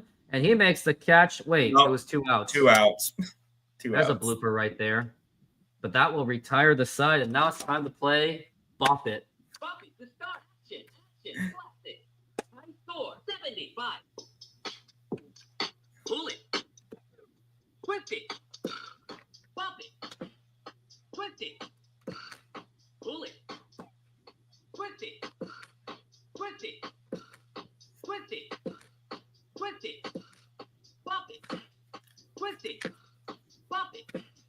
Twist it. Bop it. Bop it. Pull it. Pull it. Twist it. Pull it. Twist it. Twist it. Twist it. Pull it. Twist it. Bop it. Twist it. Pull it. Twist it. Pull it. Twist it. Twist it. Twist it. Twist it. Pull it. Conspiracy. Twist it. Twist it. Pull it. Bop it. Twist it. Twist it. Twist it. Pull it. Twist it. Pull it. Bop it. Pull it. Pull it. Twist it. Twist it. Twist it. Twist it. Twist it. Bop it. Oh! Bop it like you mean it. It got you. I knew it. I was all like, it's going to either say pull it or it's going to say bop it. What was the score? It was a huge score. I couldn't remember it. Couldn't hear that part. High score 75. Bop it. Oh. Really? Score 0. Flick it, or was that Bop It Extreme? I don't know. There's one. I have this one. There's like the hammer it and the selfie it, and it has a fingerprint for whatever reason. But yeah, to kind of just tell you how much of this the Astro squad is very much the replacement is literally up in this part of the inning. The 3 hitters that are going to be up is Taylor Trammell, Mauricio Dubon, and Cooper Hummel. All guys that you would normally see on a bench. 2 former Mariners. Yeah, literally all guys that you'd see on a bench still. Now we're at 1-0, the pitch, and that's going to be in there for a strike.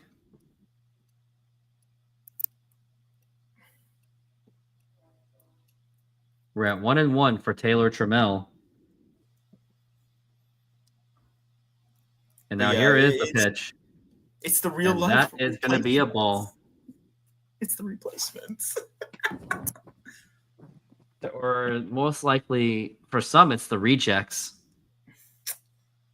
It could be that as well. But, we'll say replacements because that sounds better.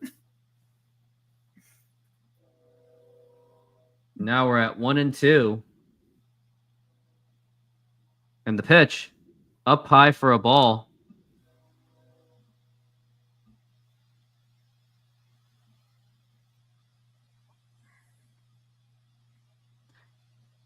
Now we're at 2-2. And the pitch. And that is low for a ball, 3-2.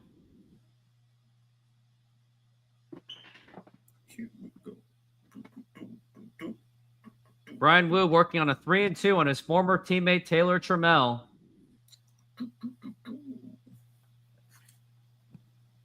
And now the 3-2 pitch.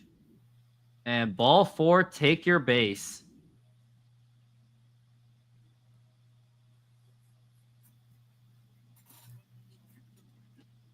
Barely missed it.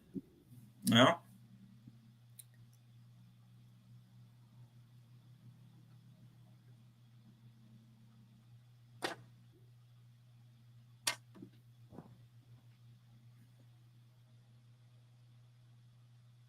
Now we're at Mauricio Dubon, and now the pitch. And that's going to be inside for a ball. The Honduran army knife, as he's been nicknamed by some. Because that's basically what he is. He's your Swiss army knife player. Now we're at 1-0. Now here's a liner to left field, and that's going to be a base hit. And I really think that Randy Arozarena should have got that one. Can't believe that he just let that drop. So once again, The lack of hustle by Randy and Russell Roser. Do you think that was catchable? Well, I can't see it, so it might have been, but who knows? I thought it was catchable. Yeah. But don't forget, I'm an expectations freak. Yeah. Seems like the chat also died after the no flick it. I guess so, which is very unfortunate.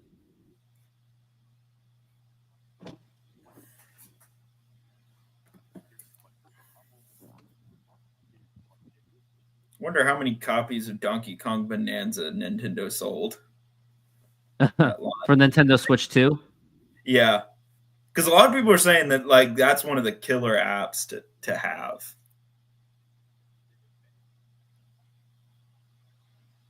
Because they finally decided they were going to try a 3D Donkey Kong again.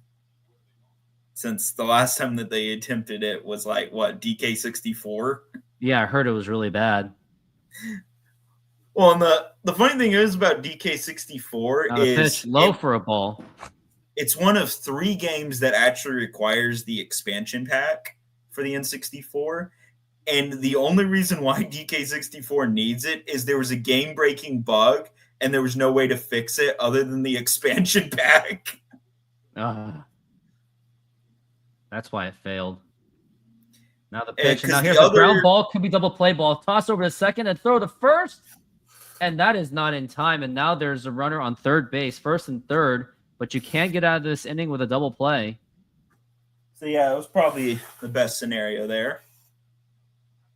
Because then you get it to where you can get a double play, though. The double play probably also would have been a great scenario.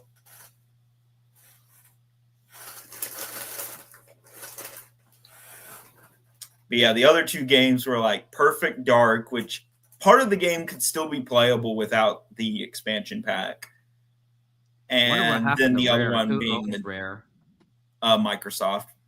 Oh, yeah. And they completely ruined GoldenEye pretty much. Well, and that's what Perfect Dark was, is they wanted to make a sequel to GoldenEye, but Nintendo had lost the rights to James Bond. Yeah, that was owned by EA. Yeah. At least the video game rights. Now we're at 1-0. Inside for a ball, and I think Brian Wu is starting to show his weaknesses in this inning.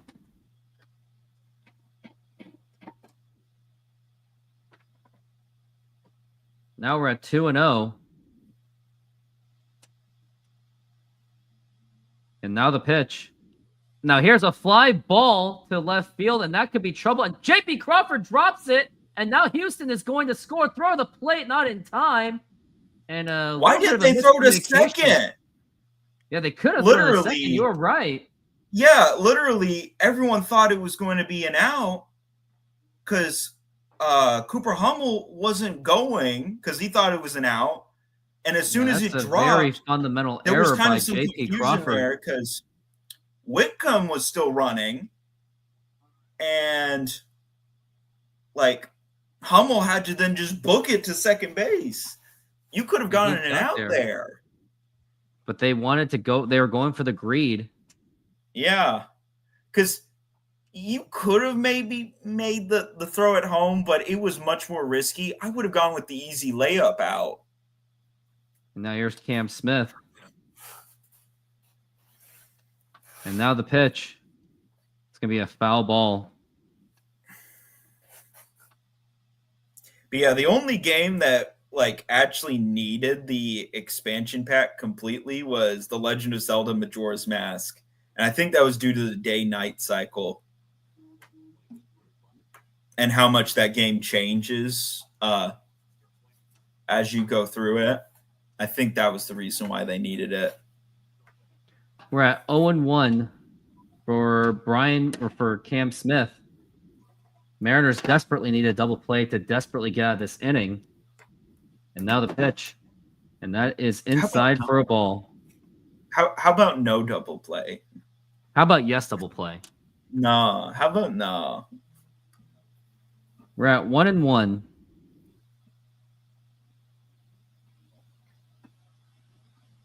And the pitch. Swing and a miss, strike 2. But DK64 gave everyone the DK rap, and everyone loves that.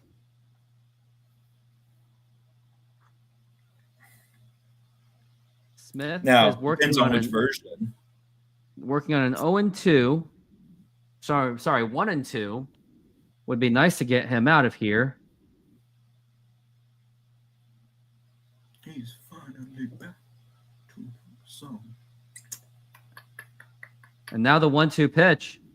And now here's a fly ball to right field, and that could be trouble. And that is going to be off the wall, and that should score in another run. Cooper Hummel is going, and now the throw to the plate, and it is not in time. And did they even get any? No, they didn't get any of them out. So now the ball game is tied. Yeah, Whitcomb was on like Hummel's butt. He was. He almost overtook Hummel. Which, are you even allowed to do that? Oh my goodness! I don't think you're actually allowed to overtake them. So that's probably why Whitcomb was on his butt. It was, yeah. You can't overtake him because that would be considered automatic out. And now we've got, yeah, he was literally right on his butt. And somehow Mitch Garver missed the tag. He just wasn't paying attention. Hey, baseball purist. Baseball purist, how's it going? Now the ball game is tied at 3. And it's thanks to not only a walk to Taylor Trammell, but also a lack of hustle. It's literally the replacements. They heard that we were talking bad about. I was talking bad about them, and they decided to show up. And now Altuve is working on a 1-0 so far, as we got Altuve up to the plate. But yeah, he is lined out and grounded out. It depends on which now the version 1-0 likes. And that is Some a people strike. like the original, and then others like the melee version. But it's everyone's personal preference. I enjoy the melee one because that was a great background to the DK stage in that game. We're at 1-1, and that's gonna be popped up and fouled.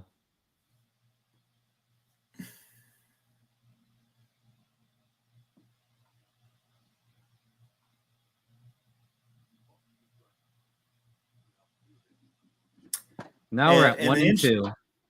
Interesting thing about Rareware is that Nintendo did think about actually buying them outright because they owned like 49% of the company, and they thought about buying the rest.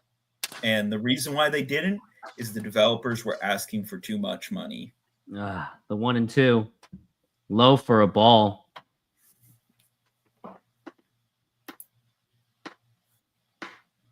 But ironically, Microsoft bought it and ruined them. Like they have not been good ever since. Like, sure, they've made a hit or two, but 2-2.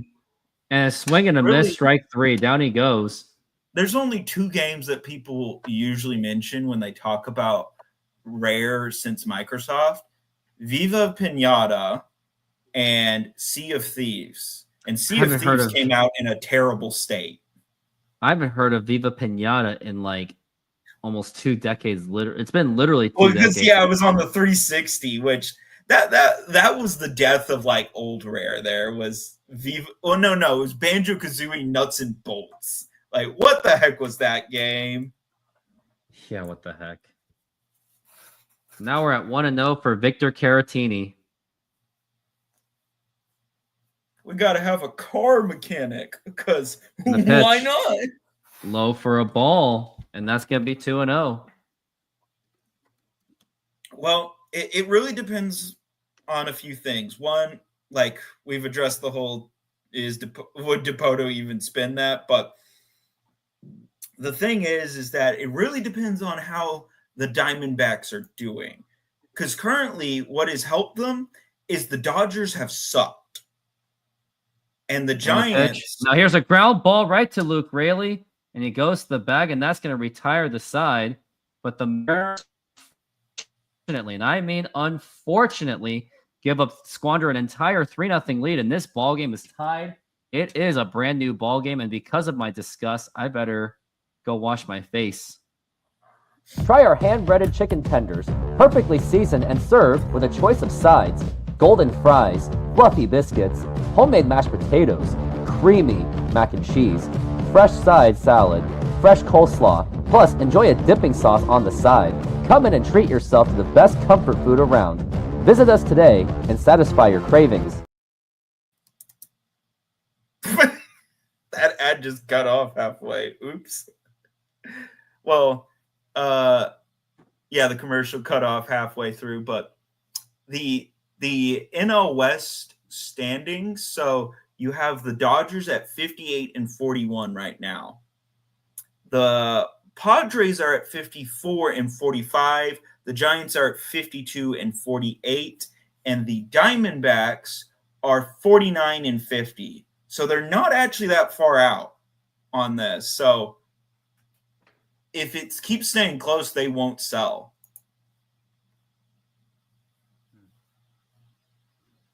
And Caleb Ort is in.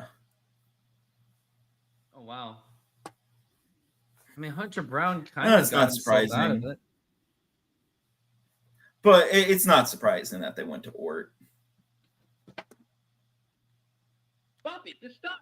High score 30. Bump it. Yeah. Bump it like you mean it. No. Score 0. Score 0. Looks like Jen Mueller is not on duty today. High score 30. Bump it. Oh, really? Score 0.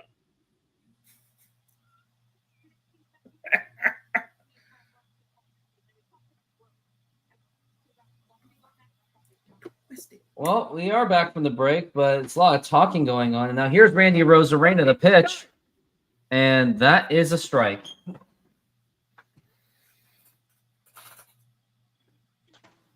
I am now at how many games? Oh, yeah, 41 games. Now the magic number is 19 to tie last year. And that is going to be a foul ball. Last year, the Diamondbacks had the same record at the All-Star game, All-Star break, and ended 16 games above 500. So, honestly, I could see it where they don't Up sell for a ball 1 and 2.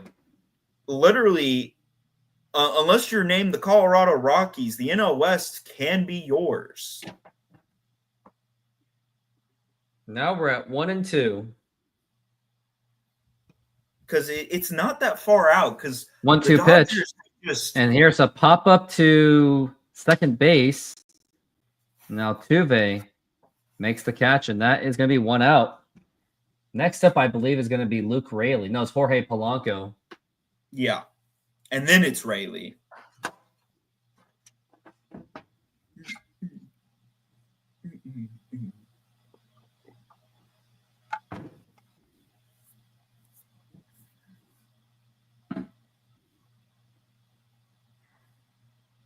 Now here is Jorge Polanco. And now the pitch. Outside for a ball. 1-0.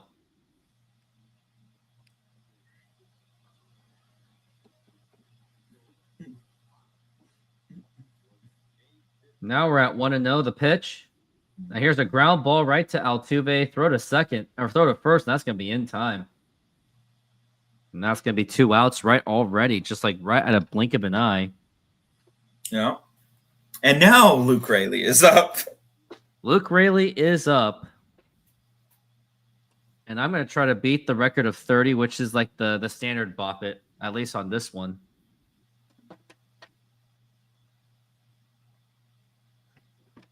And now here's Luke Raley up to the plate. And now the pitch. Swing and a miss at the dirt, and that's going to be strike 1. Luke Raley with 2 strikeouts thus far. Having a terrible game. And now here is the 0-1. Swing and a miss, and that is strike 2.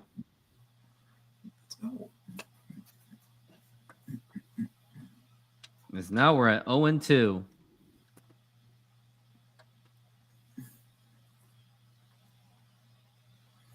And the 0-2 pitch. Low for a ball. I saw this interesting thing years ago. So when Disney made Wreck-It Ralph, they got a bunch of video game characters in, including Nintendo ones. And apparently it was either Nintendo 1-2. Up high for a ball, 2-2. or Nintendo of America sent a message to Disney saying that Bowser was holding his like cup wrong. Oh, And so they actually sent images of how he's supposed to hold it. Swing and a miss, strike 3, and that's going to retire the side. Talk about a 1-2-3 inning. I'm going to play Bop It. That's how mad I am. I score 30. Pop it. Twist it. Pull it.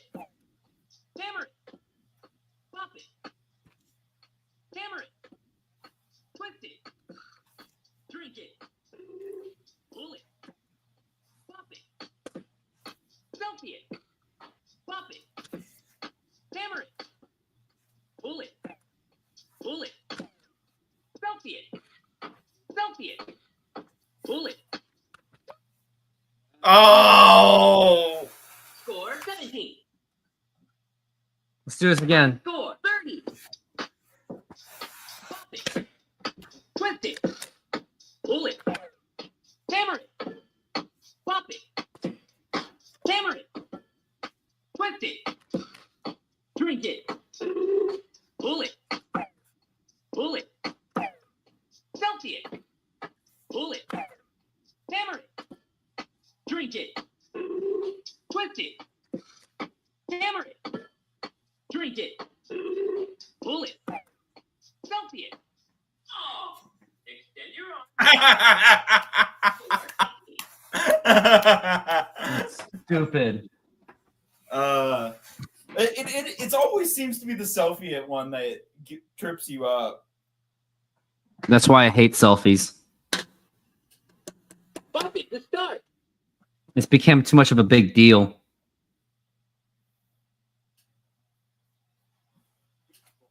And we are back from the break.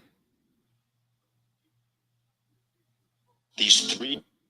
I'm going to sleep. You should go to sleep. Bop it, boy. Do that signing. That just seems odd, but okay.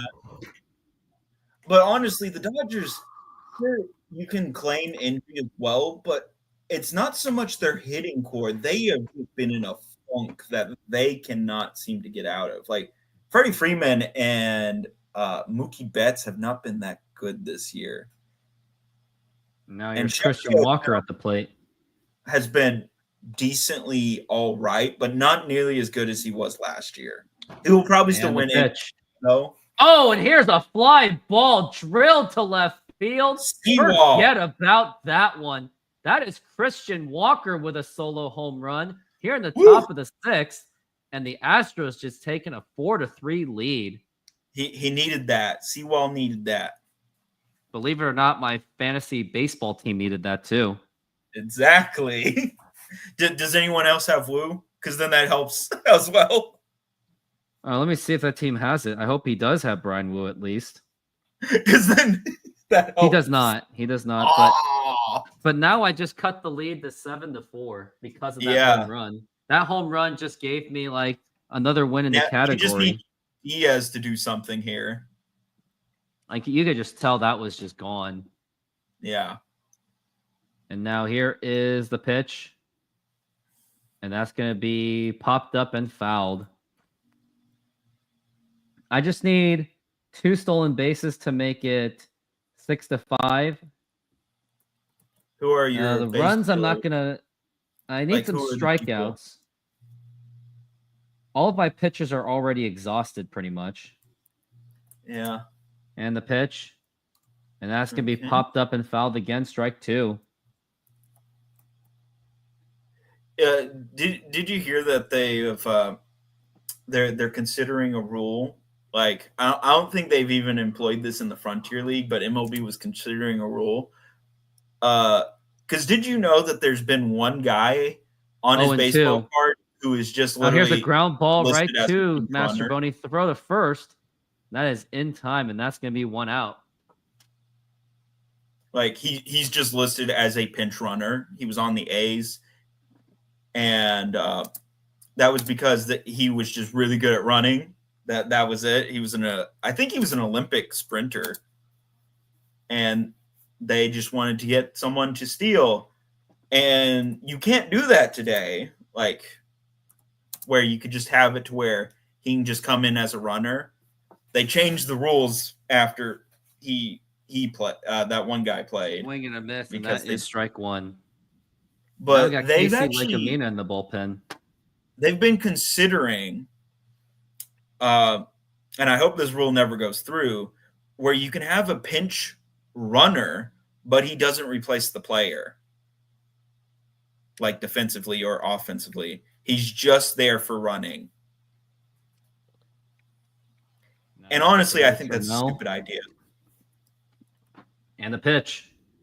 And that is going to be a ball. Because imagine that. Like, imagine you're, say, the Mariners.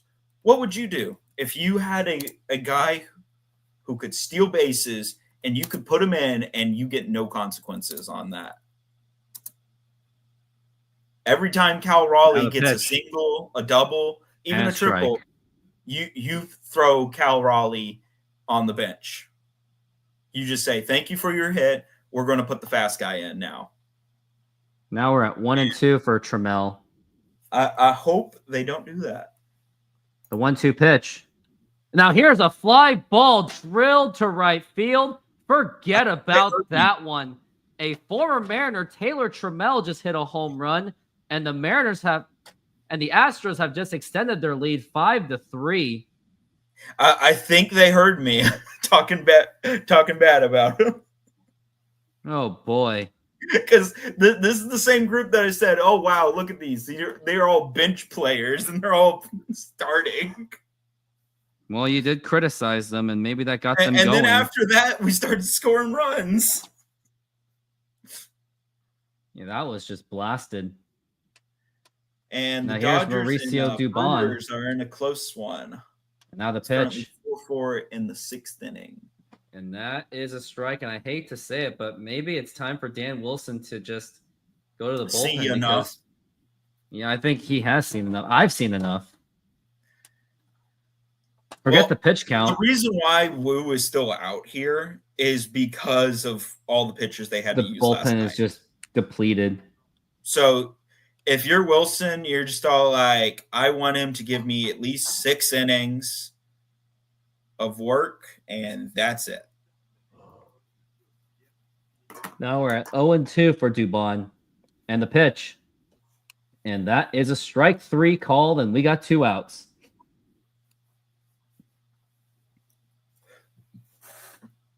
And most famous callings, depending on how Wu gets out of this, he might even come out for the 6th inning as well. 7th inning. Well, yeah, 7th inning. He might, depending on this, because Dan does not want to use any more pitchers. Because what does he have of guys that haven't been taxed? Like Trevor Hahn? Yeah, pretty much. So it's like, why would you? Let me just look at the box because it shows all the bullpen pitchers. Okay, Bizzardo, he pitched. Brash pitched. The 0-1. Munoz pitched. Spire swing and a pitched. miss, strike 2. Did Thornton pitch? I think he did. And so did Vargas. Yeah. So you have Legumina and Burgos. We're at 0-2. And the pitch. And that's going to be popped up into J.P. Crawford. And he makes the catch, and that is going to retire the side. But the Mariners give up 2 home runs by Christian Walker and Taylor Trammell. And now it's 5-3 Houston. But yeah, I could see them doing that with Wu. Taco lovers, this one's for you. Come enjoy tacos autenticos at Snoqualmie Mexican food truck, packed with flavor, made with love, and always fresh. Try our carne asada, al pastor con piña, and more. Topped with cebolla, cilantro, y a squeeze of lime. Pair it with a cold drink and relax at our outdoor seating. Perfecto para disfrutar. Find us at the Snoqualmie Mexican food truck, open daily. Ven con hambre, sal fiez. So here's an interesting thing. So apparently someone's posted a a list of all the actors that were in the DC movies throughout the years here recently, and which ones are coming back. And the only one that wasn't in one of James Gunn's films is Jason Momoa, and he's getting a different role.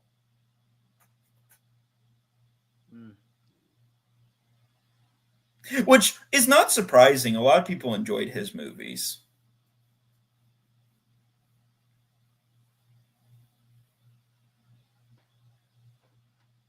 They're showing Shohei Ohtani on the commercial. Oh, of course. We got to show Shohei. Ooh. The best player in baseball. Yeah.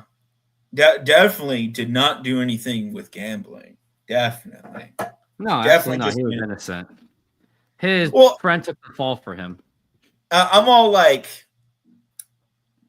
I just found it suspicious that he changed his story and took a plea deal. Like, he just did like an about face on his complete, like the story that he first had kind of implicated Shohei, and then he took an about face and then took a plea deal so no one could investigate it. Which you're just all like, that's a bit suspicious. And now we're back from the break, and Mitch Garver is up to the plate. He's batting 231 with 6 home runs and 22 RBIs. Now the pitch, and that is a strike. As the late Pete Rose said, I would have loved to have had an interpreter. Yep, because it would have taken the fall for him.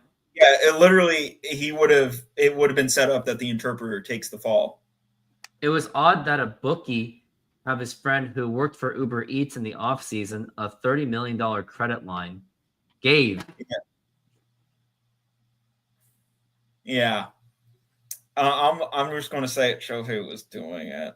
Now, maybe swinging a miss strike two. After that, he just says, no, almost got busted once, never going to do it again. But if he does it again, like, and it comes out this time, or no, his new interpreter also comes out that, he was gambling. I think people will be less lenient. And I'm also going to say it, because he's on the Dodgers, that's why everyone dropped him. Swing and a miss and strike three. Imagine if he was on Houston and this had all blown up. They would still be talking about it. Just like the Spygate or the whatever gate. Deflate gate? No, the garbage can. Oh, yes, the sign stealing. Which, funny thing is, the Astros weren't the only team doing it, but does anyone remember that? No. And now here's Dom Canzone, and that's going to be a foul ball. Well, yeah, I think really MLB and other sports leagues have a problem that they're going to have to deal with. They've made gambling such synonymous with sports that you will have a problem that someone or some team is going to throw a game for money. You're going to eventually have it. You're going to have a Black Sox scandal again. Do you know what's the most famous throwing the game for gambling money?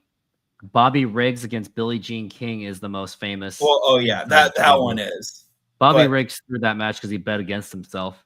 Well, yeah, but also the Black Sox scandal. That is the reason why in like the main sports, that's why they were so against gambling for so long, is because of the Black Sox scandal. Which Shoeless Joe Jackson was innocent in that. He just he sadly got thrown in there because he couldn't read. Some guy in the NBA got busted for hitting the under on purpose. They tracked suspicious excessive bets placed on one guy's under. Yeah.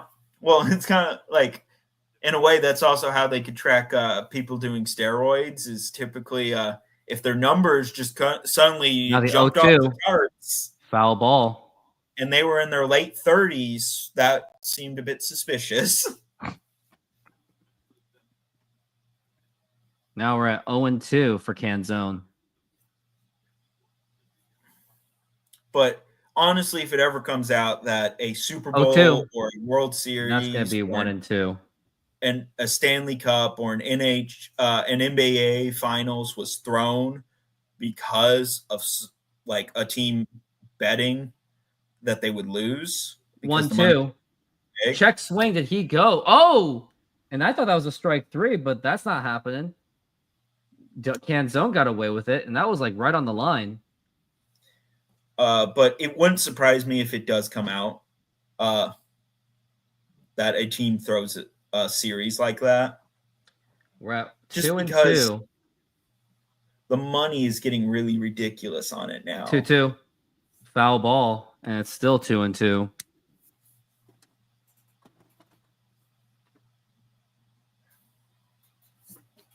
We're looking at 2-2 again.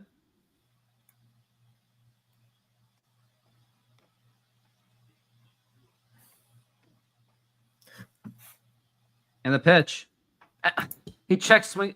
He did this again. He did it again. He did it again. The 0-2 pitch. You gotta love these I guys. mean, he literally checked swing.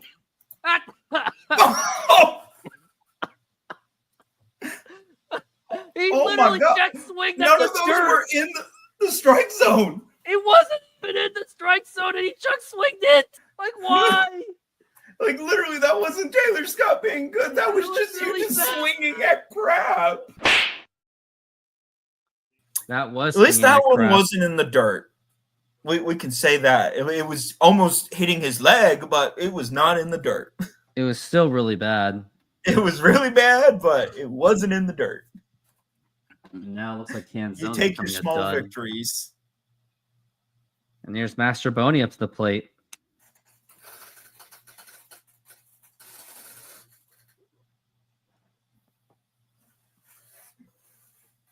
Oh. Now we're at 1-1. And now the pitch. Now here's a ground ball, and that's going to get right through for a base hit. And now Miles Master Boney, he's going to stay at first base as he Like, would have been did he- nailed. Throw back to first, not in time. Did he think Altuve was out at left field? I think so. I guess so. Because literally, why were you doing that? Like Hummel was on that pretty quick.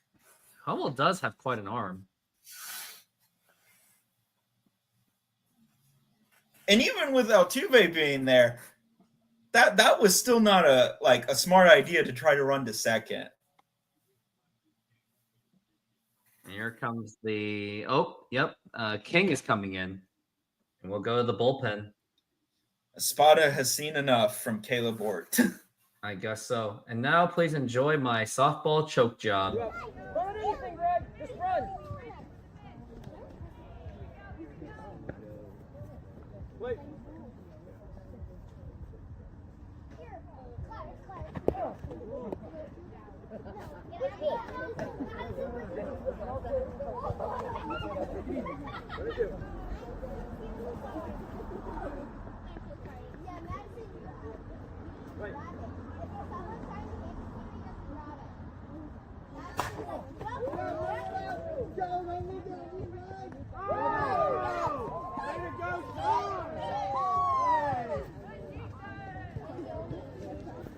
I had an opportunity to hit the game winner with myself at the plate. I was the scoring run, and I popped out.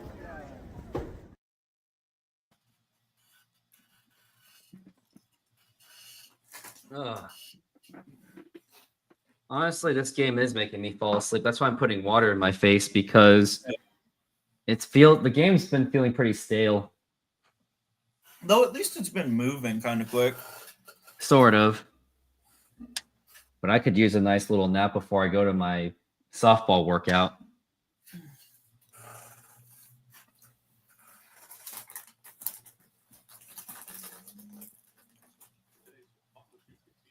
And we are back from the break.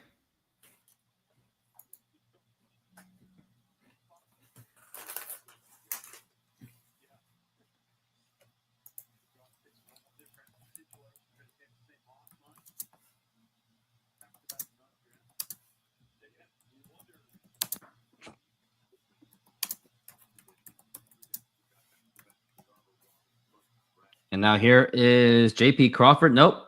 Throw back to first and not in time. Back at the top of the lineup, JP's really got to do some damage as he is 0 for 3, but he's going to have to do it against Brian King. And now the Man, with pitch. some great hair. And that is outside for a ball.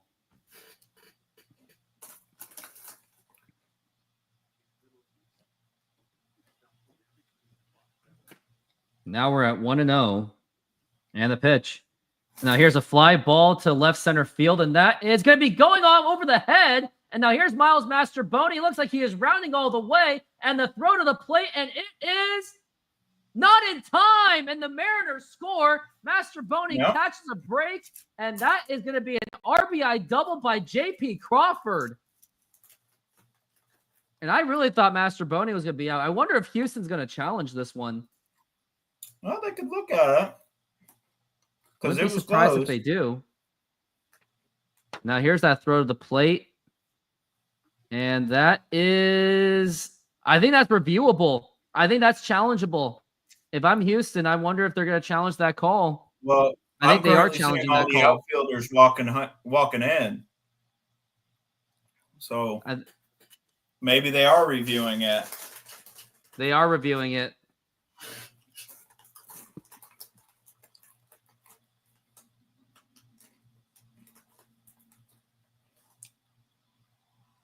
Because the only one that's actually near his position is the first baseman currently right now. And the shortstop as well. They're using, that's the best angle to use it for. Yeah, he's out. I think he's out by an inch. Well, we'll see what they say.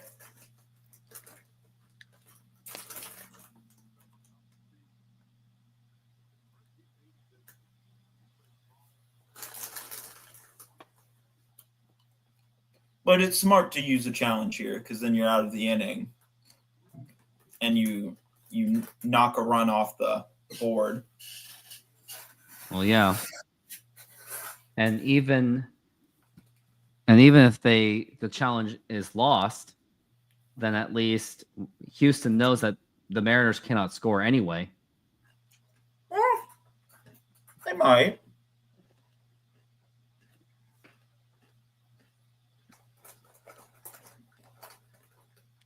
I guess we're trying to wait and see what it is.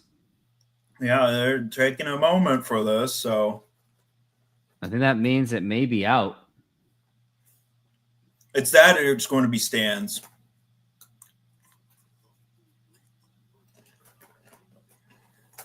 Wonder what the community is saying. Yeah, people are saying he's out. Houston fan thinks he's out. Well, of course, Houston fans will think. Chaos Ball podcast from the Mariners thinks he's safe. Okay. Tried and True thinks he's out. Yeah, they're still. Oh, he's out because everyone's walking to the dugout now. Yep, he's out. Yeah, because I could see it as soon as they called it because literally all the people were just huddled around bases and whatnot chatting, and everyone just starts heading towards the dugout. That was a good throwdown. That was. And really, for Masterboni, there was not much you could do there because he was probably really hustling. Like, really, your only option is just don't, is just stay on third. Well, then that doesn't solve anything.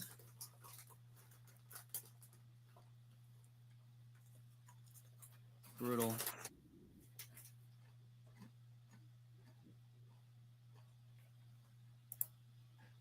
Makes me want to do this too. My point is it's across all Seattle sports. It's this idea, like people pleading 3-4 years ago to bring back Ichiro when Ichiro was like 93 years old. I'm like, no, I do not want to bring back Ichiro. Like Griffey when he's got a walker out there and he gives you a single every 60 games. Like the list goes on and on. Like people crying. Like Haniger comes back, and you think that we just signed a Hall of Famer. Like, he was injured all of last year. Gold. He's like 33 years old. We trade for him, give up on Robbie Ray, which whatever. And all of a sudden, I swear, all of Twitter was like, World Series, baby! Let's go! Let's go! He was a negative WAR player for them last year, but because we love Hanny, baby, he's going to come and save the Mariners. I honestly Let's think the go! best time to get fans onto this thing is if the Mariners are having a huge meltdown towards the end of the season. World Series, baby! And we are back from the break, and this is Casey Legumina going against And wasn't Whitcomb. it just like Haniger for that one season or something like that? Yeah, it was the pitch. And that is a strike. And it turned out to be a disaster. It was like 2010 Ken Griffey Jr. bad, almost. But even the fact that Mariners fans love Haniger, wasn't it also just one season that he had that was really good and then the rest were super injured? It was like 2 seasons-ish. Okay, yeah. I couldn't remember if it was 1 or 2, but still. And then 1-1 up high for a ball.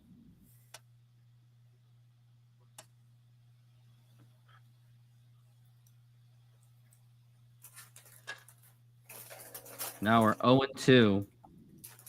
And now the pitch. Now here's a liner to left field, and that is going to be a base hit. And now you got Whitcomb on first base, and now it's back to the top of the lineup.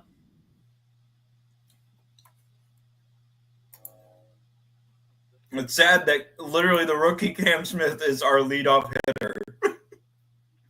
This tells you how injured we are. Not saying anything bad about Cam Smith because he's been really good, but still it kind of just gives you the sad state of affairs. Now here is Smith, and now here's a fly ball foul. What? Hey, you beat you won this series against the replacements, Kevin Kirby. Not good enough. We're at 0-1, and now the pitch. And that's going to be a check swing, and now the throw to first. And that is in time and nearly was safe. Well, and also gonna Kevin be Kirby, one out. the reason why they sent it is because it was deflected off of one of the outfielders. And so at that moment, because Mastromoney, how fast would you say he is? C-Film says hello, everyone. How fast would you say Miles Mastromoney is? Not that fast. But he's not like Cal Raleigh slow. No, of course not. So he's decently fast. The ball has been deflected, and he's at second. He was at first. He's at first. First, you might have to think about it, but and a still, strike. It's not exactly a bad call there, because even then they had to review it extensively to see that he was out, and it was still close. As we're at 0-1, I didn't think it was that close. The pitch, and that's gonna be popped up and fouled.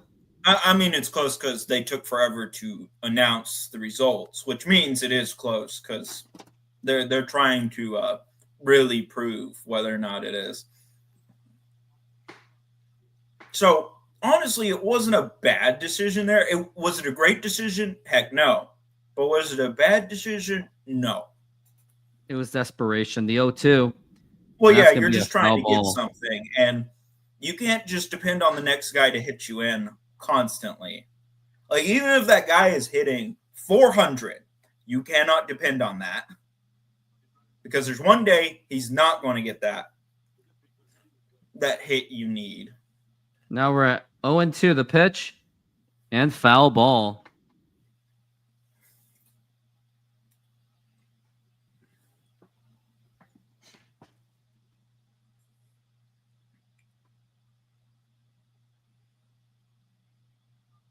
Now we're at 0-2. Now, if you were back in the Kingdom, yeah, Ichiro would definitely rake there. 0-2? Outside for a ball, 1-2.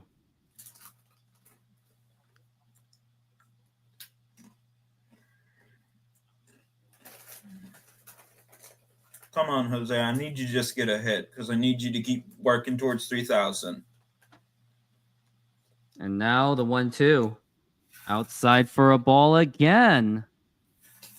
Honestly, I just want this game to end. I don't even care anymore. I'm just done. As we're at 2-2 on Casey Legamino against Jose Altuve. And now the pitch. And that's going to be a foul ball again.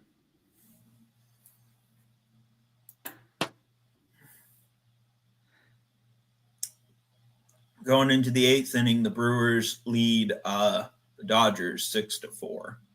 Yeah, that was clearly a foul ball. Now we're at 2-2.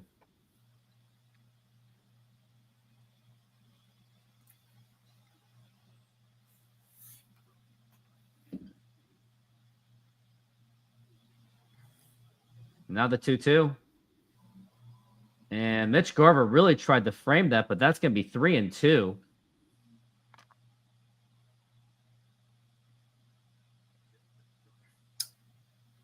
Caratini is now on deck.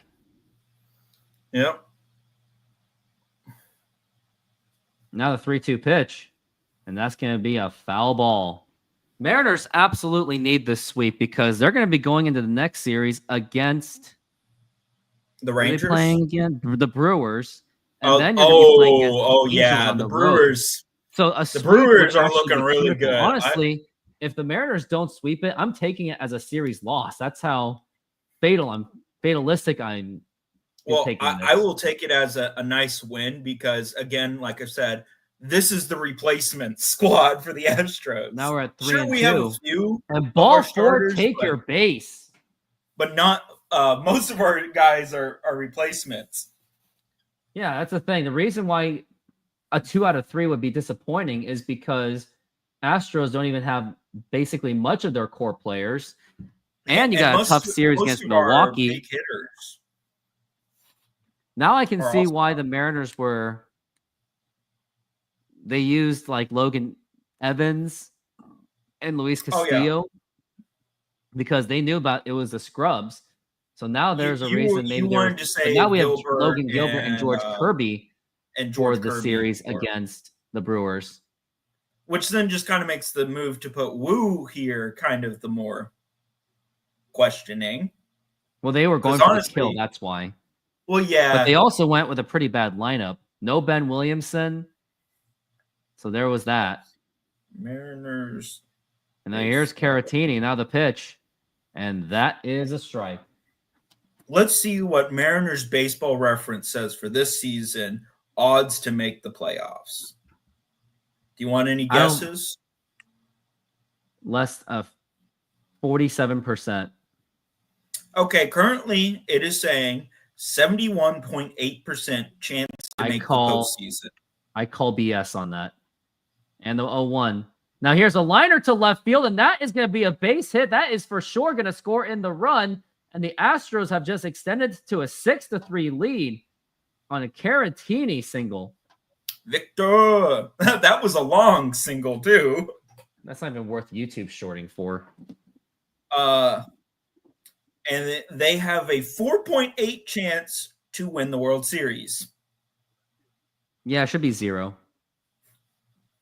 Now, let's see what Houston's chances are.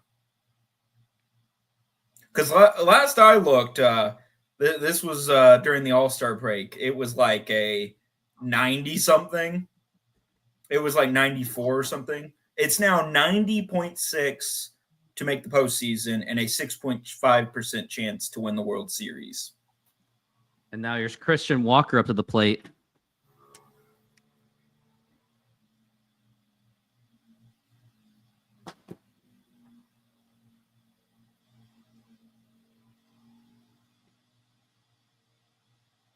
Now we're at 0-1 and the pitch. And that's going to be inside for a ball. I didn't realize that he'd been called up. Yeah, he has. John Pimpington. Which that would be an interesting one to see. Sad thing about him is he ended up getting busted on using drugs while he was in the minor leagues. What are they Because he would have reviewing about? actually been the John Singleton would have been the Astros' first baseman during their run, like their big runs. He would have been their first. Oh, they're baseman. reviewing about the fact that Christian Walker could get hit.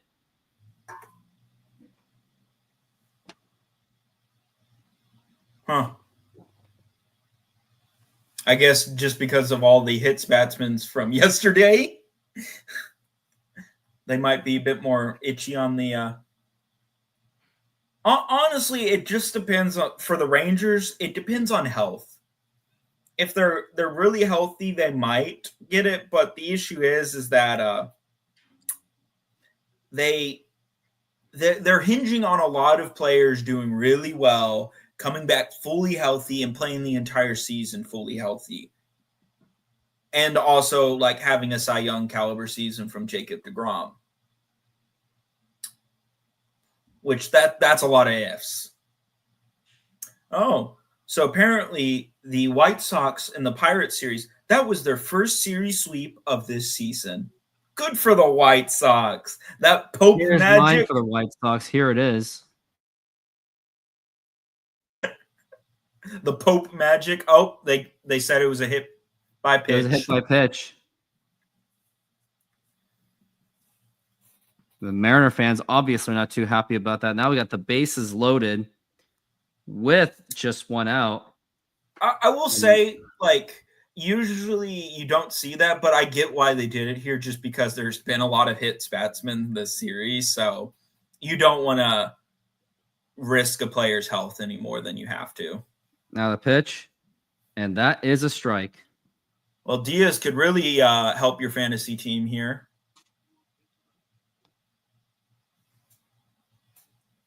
Depending on what he gets.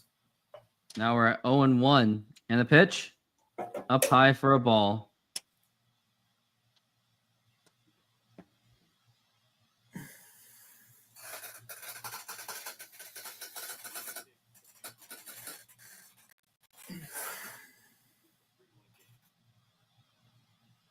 And now here's a fly ball to right field, and that's going to score in the run, tagging at third.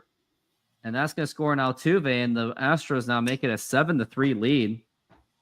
Did that help your fantasy team? Nope. Oh, because I knew Diaz was on your team, so I was all like, I'm all like, come on, Diaz. Let me check if I don't even think RBIs is even in the picture. That's the thing. Which is kind of weird, you would think. Well, it gave me like up to a 3 lead on the RBI, so it doesn't really do much. So it's more of a cushion, really. Wow. But all of his players are almost done, but so are mine. And now here's a fly ball drilled to center field, and here's Julio. He loses track. He lost track of the ball, and Taylor Trammell's going to score another run. And the Astros now extended to an 8-3 lead. Could be 9-3 for like 9-3 lead. Oh, jeez. I think you should have taken Taylor Trammell. Yeah, somehow Julio just wasn't paying attention. He lost track of the ball. Like, oh, jeez. That's just embarrassing. And what's the excuse? Oh, he lost it in the sun. What sun? It's a cloudy day. And it's also called sunglasses. Which he should have worn, but he didn't. And now here's Mauricio Dubon, the pitch. Oh, no fly zone. No fly zone. No fly zone. No fly zone, man. Oh. And now here's Dubon. It's like, what were you doing? Running with your no fly zone like pose? Wasn't even paying attention. And now this game is just pretty much lost at this point. Oh, it's Taylor Trammell. He's not going to hit it out to me. Oh, wait, he's hitting it out to me. Wasn't paying attention. And now the 0-2. And you can tell Dan is just punting this game because... Yep, he is punting this game. Yeah, he hasn't pulled Casey out. Which honestly makes sense. Like, that was why Wu stayed in, is you don't want to tax your bullpen more than you have to for a game that could be considered just lost.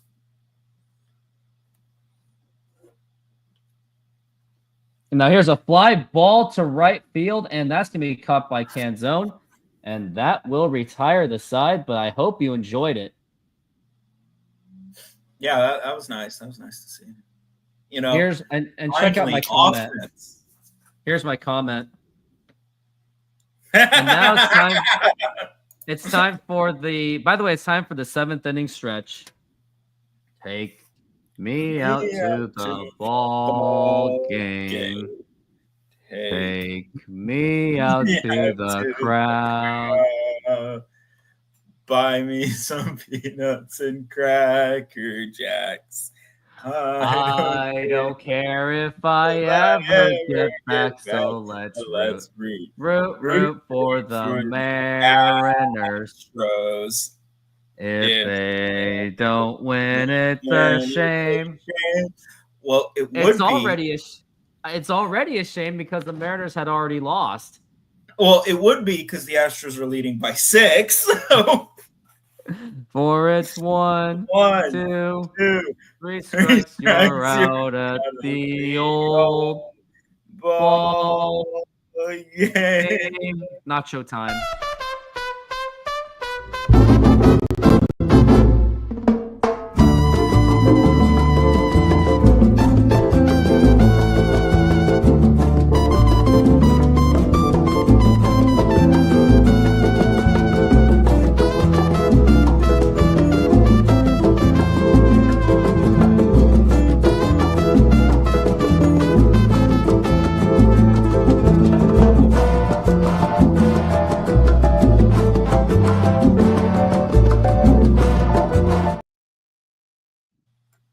Depressing.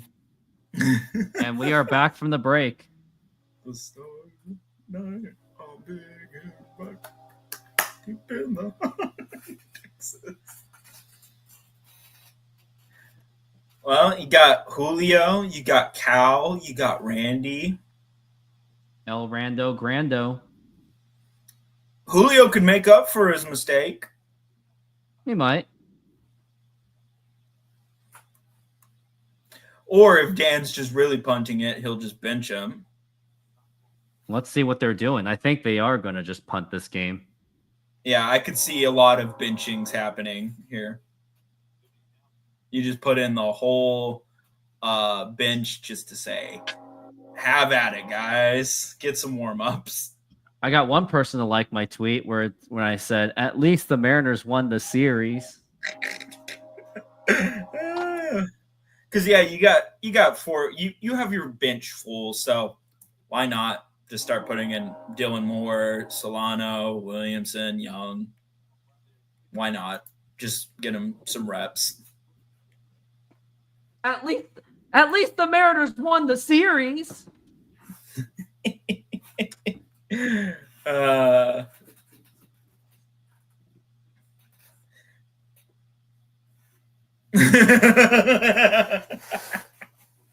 Hey, the Astros, unlike the Mariners, are keeping Brian King in.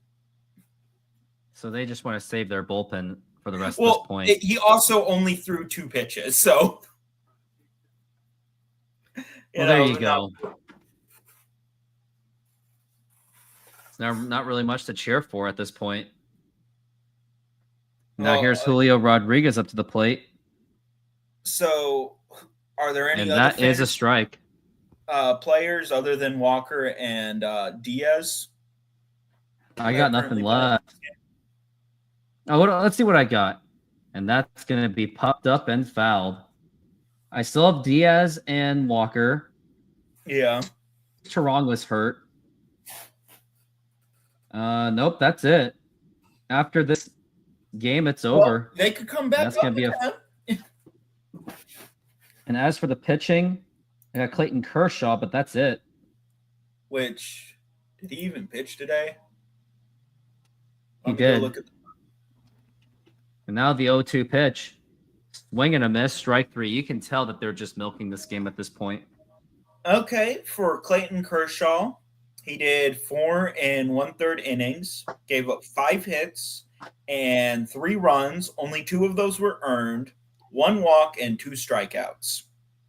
And now here is Cal Brawley up to the plate. And now he the will pitch. not. I don't And now think here's he'll a be ground credited. ball, and that is going to be an out. Yep, this game's pretty much over. Yeah.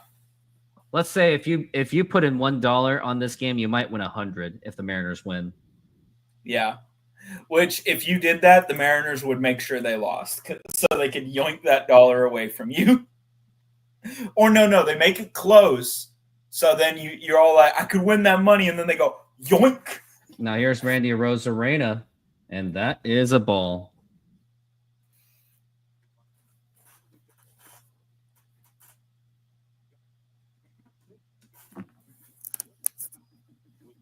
My fantasy baseball draft is coming real soon too.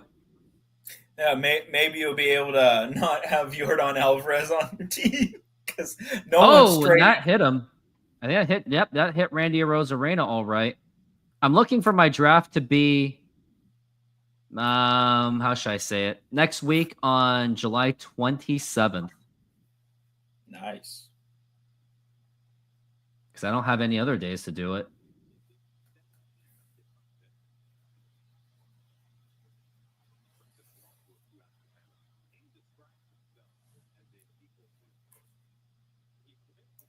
And currently, all other games have finished up. The Diamondbacks ended up winning 3-5, Aye. which is not helping if you want to get Gino back. Nope. And the pitch to Polanco. And that is outside for a ball. And you can tell nobody wants to watch the game because of how it is. Yeah. And that win there puts the Diamondbacks back at 500. They're 50-50. 50-50. And if you're wondering, there's currently one other viewer in here. Well, now there's no other viewers. It's just me 2-0. typing chat. And that is a strike, and that's going to be 2-1. Hey, the Rockies didn't sweep the Twins. And now we're at 2-1. And now the pitch. And now here's a fly ball to deep left center field. And nope, that's going to go to the Marine layer. And that makes the catch. And all the Mariner journals are going to say, we were oppressed by the T-Mobile Park Marine layer. Oh, yeah. It didn't seem to suppress the Taylor Trammell of the world either. Yeah, the several home runs that were hit. Or how about that Julio play? Oh, he just lost it. He just lost it. Lost it. The fielder's eye. I gotta go pee-pee. Senor, tell me how you make a thin crust Sahara pizza. With your hands. Cornmeal.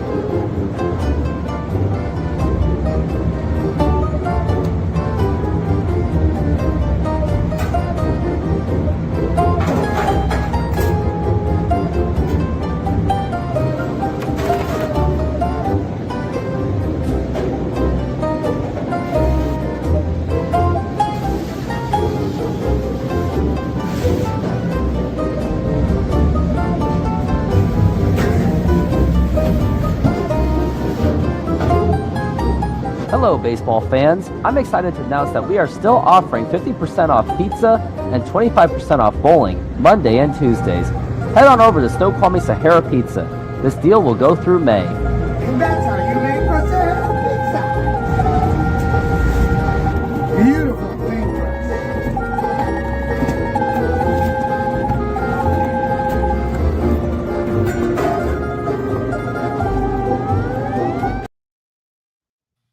I just cannot settle for a 2 out of 3. I just won't do it. But and now, if it was against Yordan Alvarez, Jose Altuve, Isaac Paredes, and all their starters, 100%. I would have taken it. But when you're going 2 out of 3 against a bunch of scrubs, absolutely literally not. The only one that we mentioned there that is still playing right now is Altuve. Paredes was only there for a bit, and then he got injured.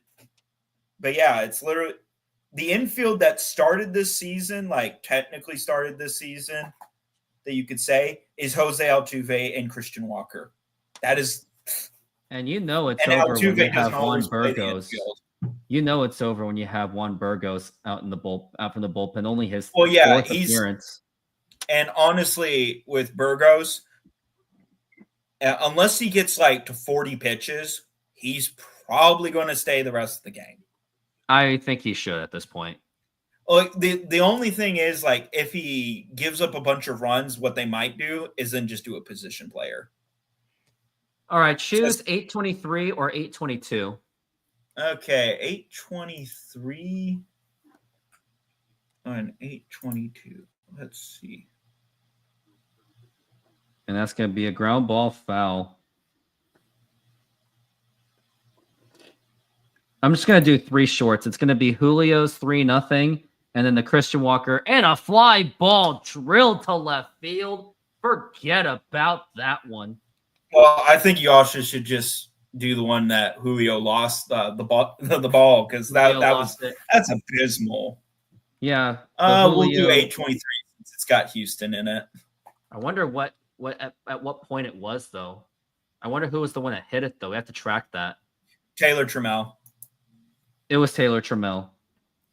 And now here is a ground ball right to the shorts. Oh no, he doesn't get it. And no one's going to be out on that one.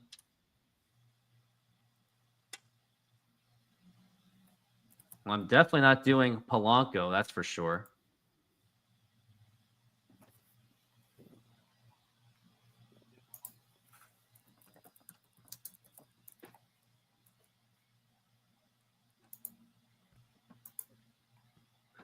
Maybe I'll just do Taylor Trammell. I just want to do 3 at this point. And now here is the pitch. And that is a strike.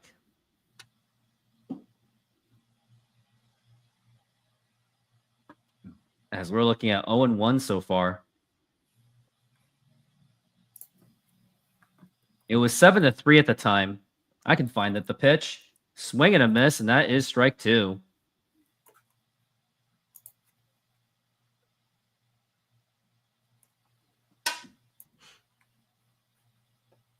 Now we're at 0-2. And the pitch. And that is low for a ball, 1-2.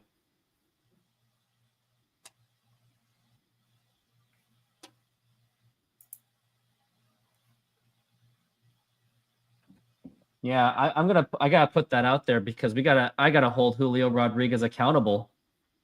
Well, yeah, that's why I was thinking of it. That goes perfect with the video. Check swing, did he go? He does not. I don't think the Christian Walker one's necessary because who cares about Christian Walker? Definitely Taylor Trammell's home run. That the game ended at that moment. Like that was the beginning of the end for the game. As we're at 2-2 for Whitcomb and the pitch. And that is going to be outside for a ball. So now it's going to be back to a 4-game deficit for the Mariners in the division. And the Angels won, the Yankees won, and the Red Sox won. That will absolutely put a strain on things. The Rays did lose, so that's good. And that's still foul ball. Rangers have not played yet, so you want to be rooting for Detroit.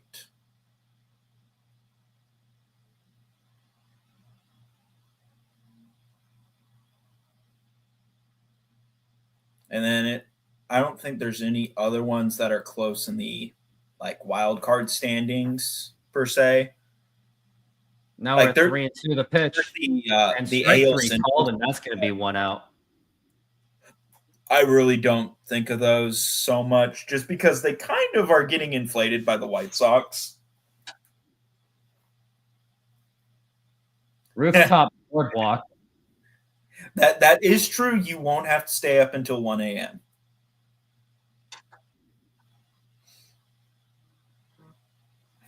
So many Astros fans in this game. In the pitch. Swing and a miss, and that is going to be a strike.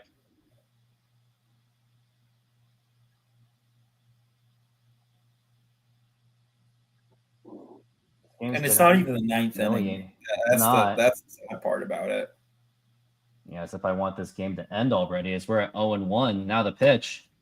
And that's going to be strike 2. This game's been I just want to. Absolute humiliation.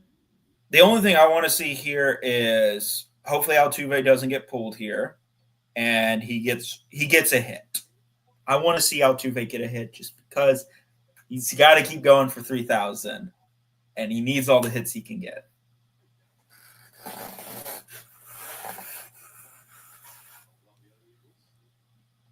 Now we're at 0-2. And now the pitch. Check swing. Of course he did not go. Of course. Why would he go?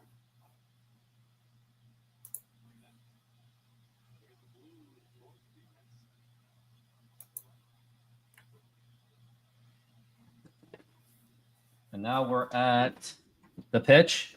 Swing and a miss, strike 3, and that's going to be 2 outs. 2 strikeouts for Burgos in this inning. Yep. Well, I think the Astros players just want the game to be done, too. They're just like, I want this to be done. Yeah, I'm pretty much at that point, too. And maybe the Astros are feeling it themselves.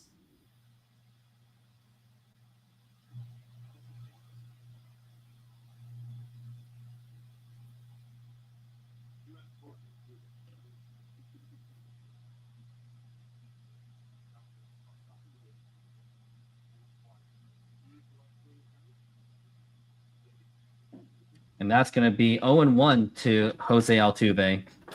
Come on, man. Get a hit. Get a hit. And now we're 0-1.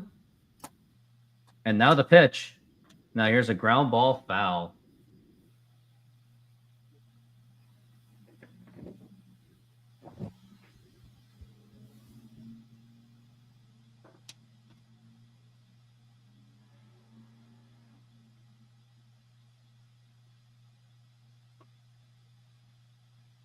Now 0-2. And the pitch. Now here's a ground ball, and that's going to get right through for a base hit. And there is absolutely no hustle or urgency whatsoever.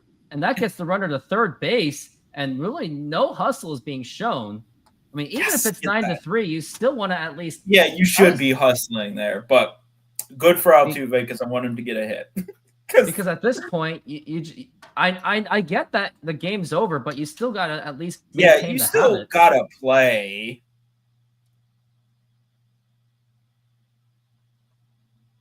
I know, but they're not. Yeah. So much for good vibes only. Yeah. Let's see.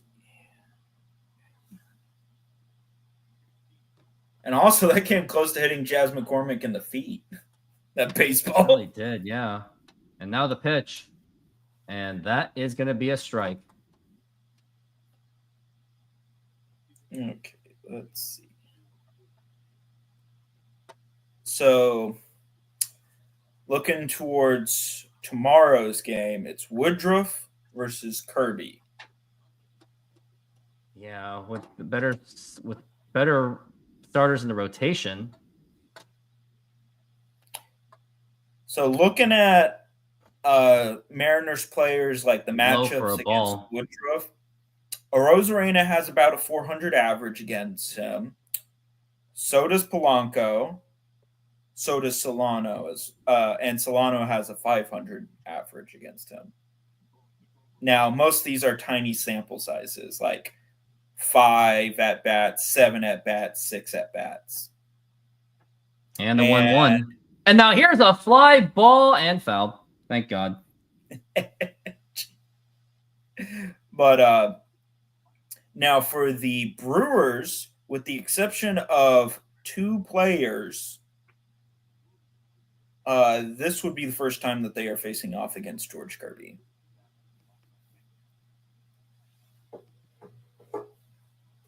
And now here's a fly ball to left field, and that is going to be dropping in for a base hit. That's going to make it 11-3, and this game is just pretty much over at this point. Yeah. You might see a position player in the 9th.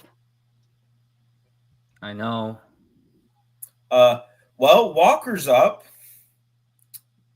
What would help your fantasy team? Let's just see if we can. Yeah, I just want. You know what? I'm cheering for the Astros right now. I'm cheering for Christian Walker to just give me a home run, please. And Diaz, because he's up next. Yeah. No. He immediately got out.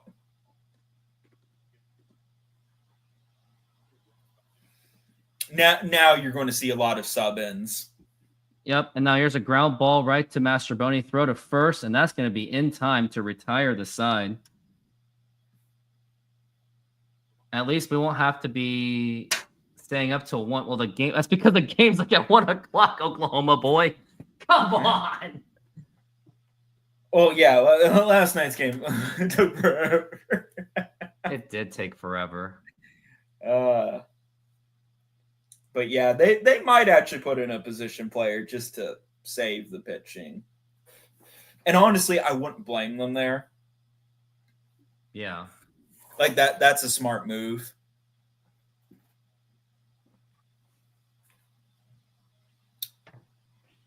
But I think what you're going to see is the entire bench is probably going to get put in. Yeah, at this point. Starting in the bottom of the 8th. At this point, what do I care? No face.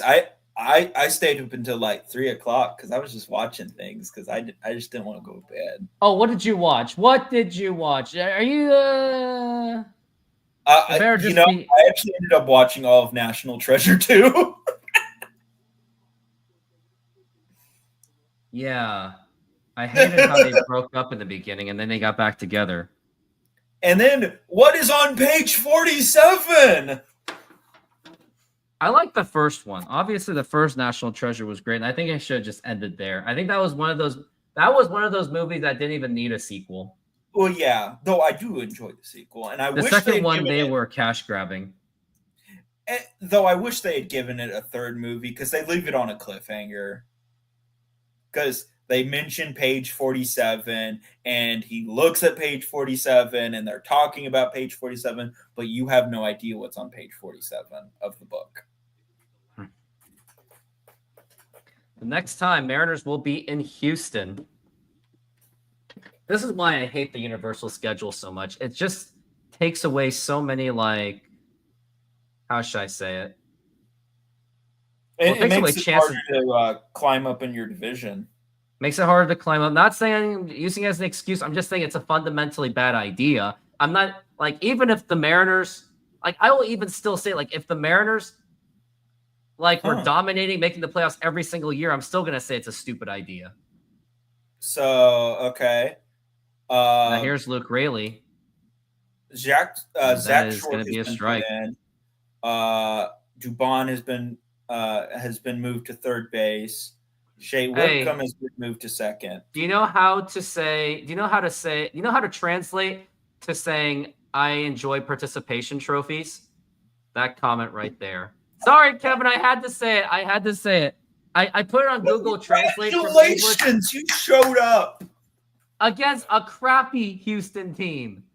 Against the replacements. It is. It's literally the replacements. Here is my feeling on the Mariners winning 2 out of 3 in this series.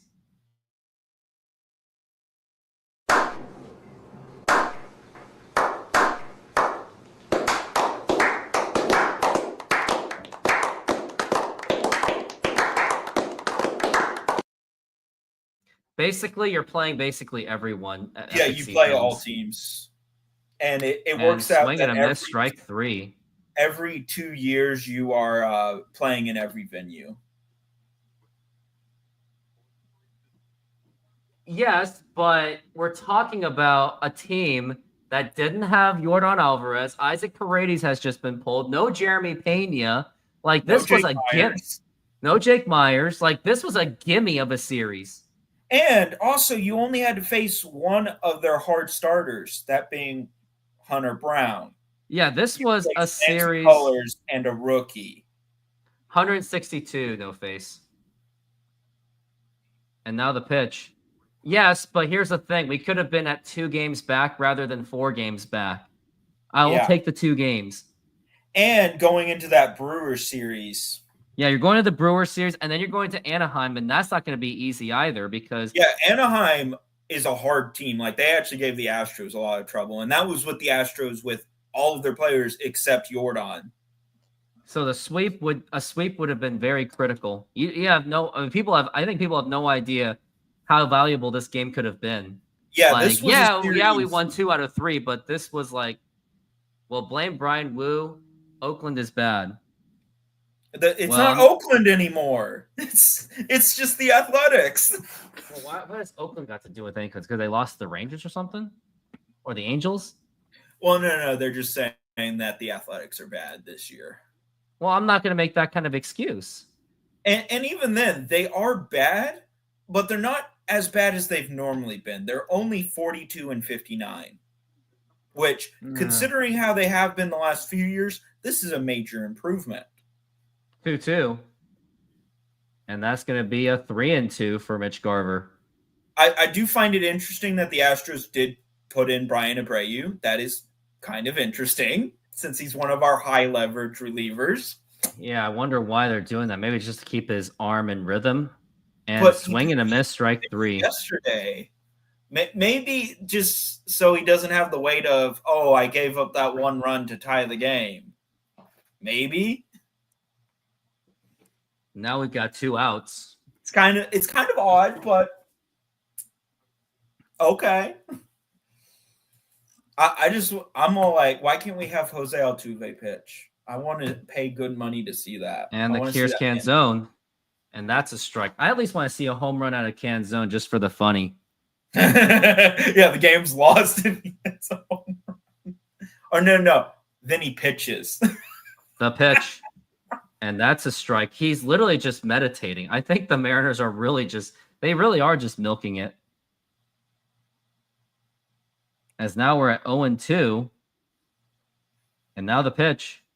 Now here's a liner to right field, and that is going to drop in for a base hit. And Canzone will get on base with a single.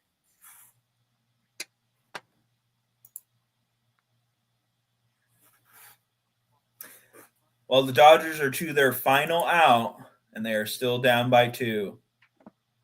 Yeah, this is like the Brewers, I think, are actually now the best team in baseball, or they're about to tie the Tigers for the best record in baseball. This is a team you don't want to be visiting right now. I think the Astros. I was going to tell you why I like the Athletics as like my backup team, because my father's a Giants fan. My cousin is a Dodgers fan. My aunt is an Angels fan. My uncle is a Padres fan. So someone had to complete the California circle. Well, it's not in a few years. It's not going to be California anymore. So what would you do? Yeah, I'll cheer for Vegas to maybe help us get an NBA team. Yeah, Vegas. Woo! 2-0. And now here's a fly ball to center field, but that's not going to do anything. And he makes the catch, and that's going to retire the side. And we go to the top of the 9th inning. Astros are absolutely massacring the Mariners, 11-3. I am so happy that the Astros got their series with the Brewers done. We won one game. I'm happy.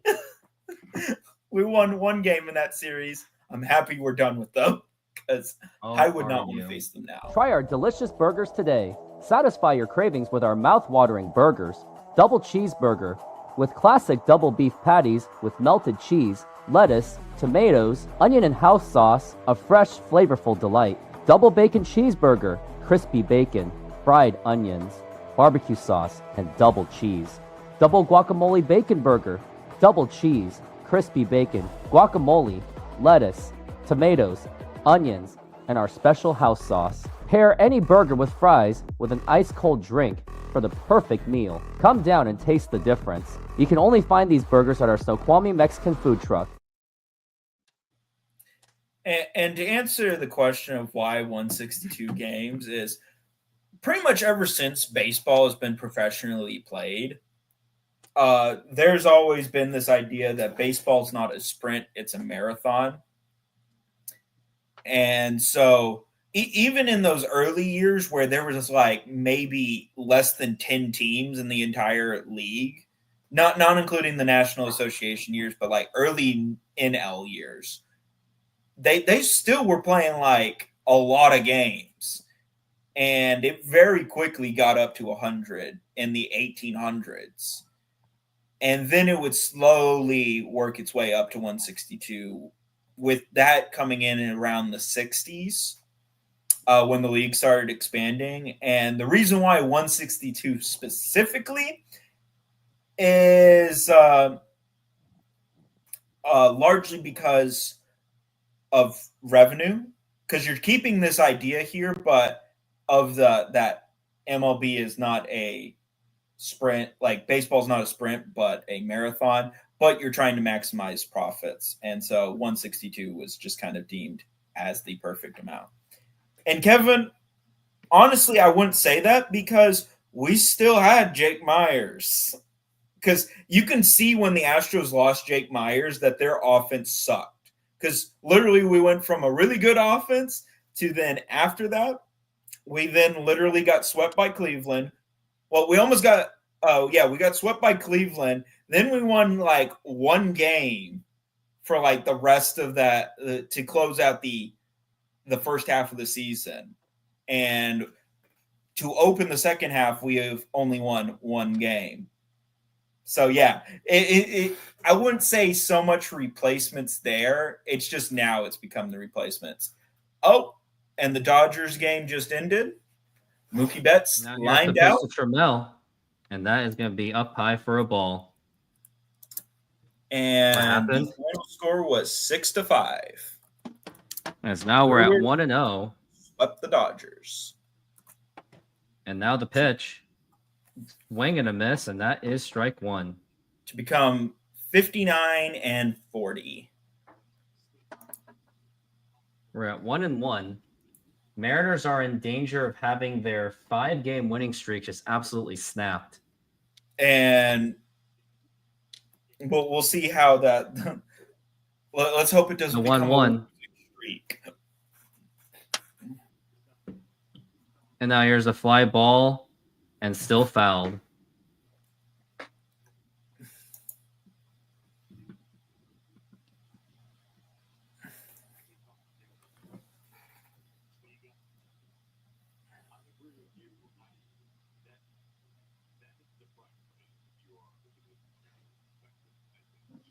Now we're at 1-2. And the pitch. Low for a ball. Okay, let's see who's up on Tuesday. Okay, Tuesday is Mizorowski. Pitch. Now here's a liner to right field. That's going to be a base hit, and that's going to be 3 of 4 for Taylor Trammell, as he has versus, Logan. Yeah, and Taylor Trammell is 3 for 4, so he's been hammering the Mariners this game. Yeah. Now, the thing is that while most of the Brewers have actually faced against Logan Gilbert, most of them do not have great results. The only one that's had really good results has been Yelich, but no surprise there. And the pitch. And that's going to be popped up and foul. Wednesday is Priester and Luis Castillo. I wonder who wrote this. Check this out. This is pretty dark. Jackie Robinson, when he was going through all of that. Yeah, though it's not Pretty surprising insane. at the time, sadly. Remember Han Solo told him, I want you to be strong enough not to fight back. Yep. I honestly think he should have fought back. I hate to say it, but I think he should have. Yeah.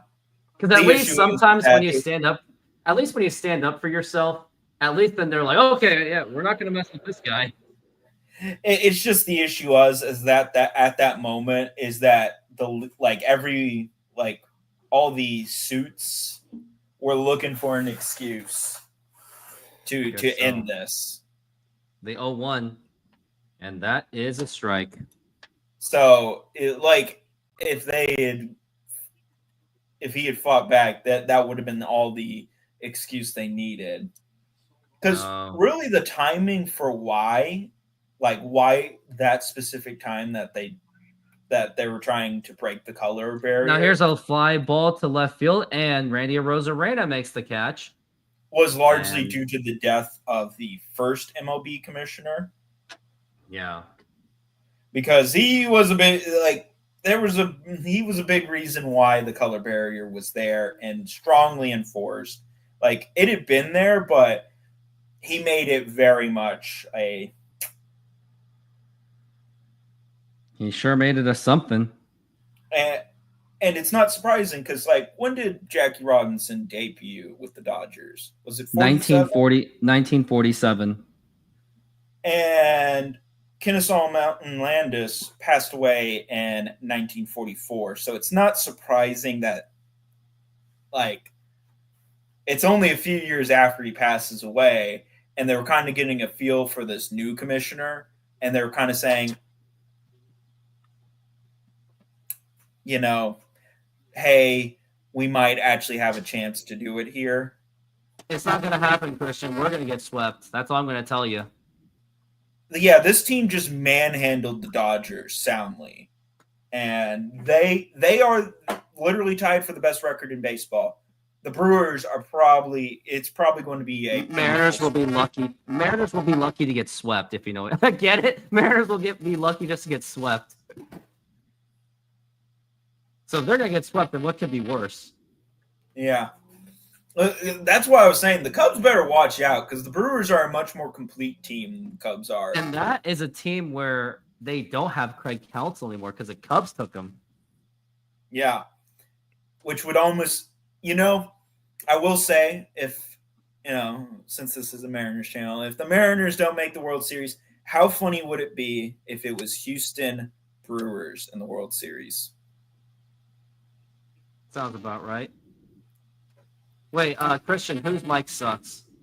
It's yours. It's all fuzzy.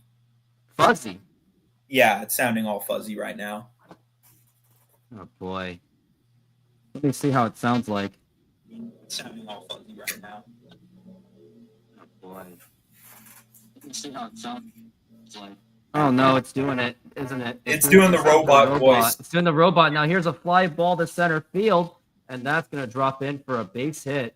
And, yep, I'm going to see if I can fix my mic again. I am robot. He's just saying, I am robot. I am the robot. Domo Arigato, Mr. Roboto. Domo. I actually have that on. But now, is the mic still garbage? Yeah, it still is. And it just happened too. Like, oh boy. Yep, still sounds garbage. And now here's Julio Rodriguez up to the plate, and that is going to be outside for a ball. Okay, I'm just going to do this. Oh. All right, how about now? Let's do this. And now we're at sounding bad though. The thing is like sometimes when you move, it clears up. Oddly.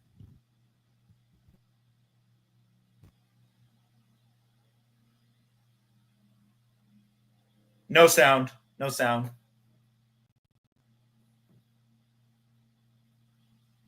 No sound. No sound. Don't hear anything. That's what we're doing, Christian. We're unplugging and plugging it back in. No sound. I still can't hear you.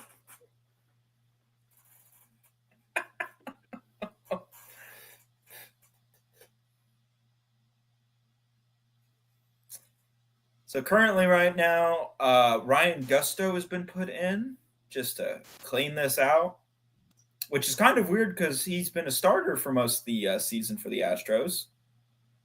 And J.P. Crawford got a double, and Julio flew out to, ironically, Taylor Trammell.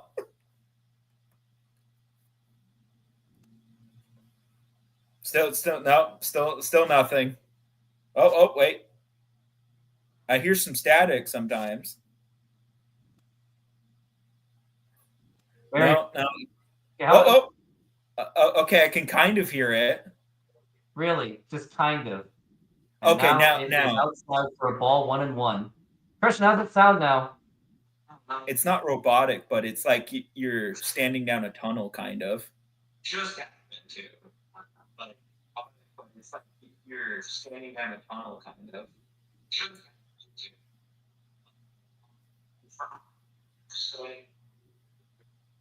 So I sound very quiet. That is really but upsetting. it's at least you can hear it, like while it's quiet, you can still make it out. It's not like robot voice.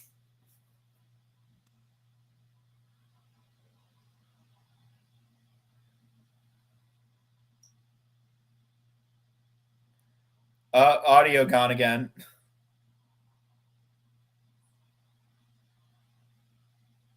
Nope.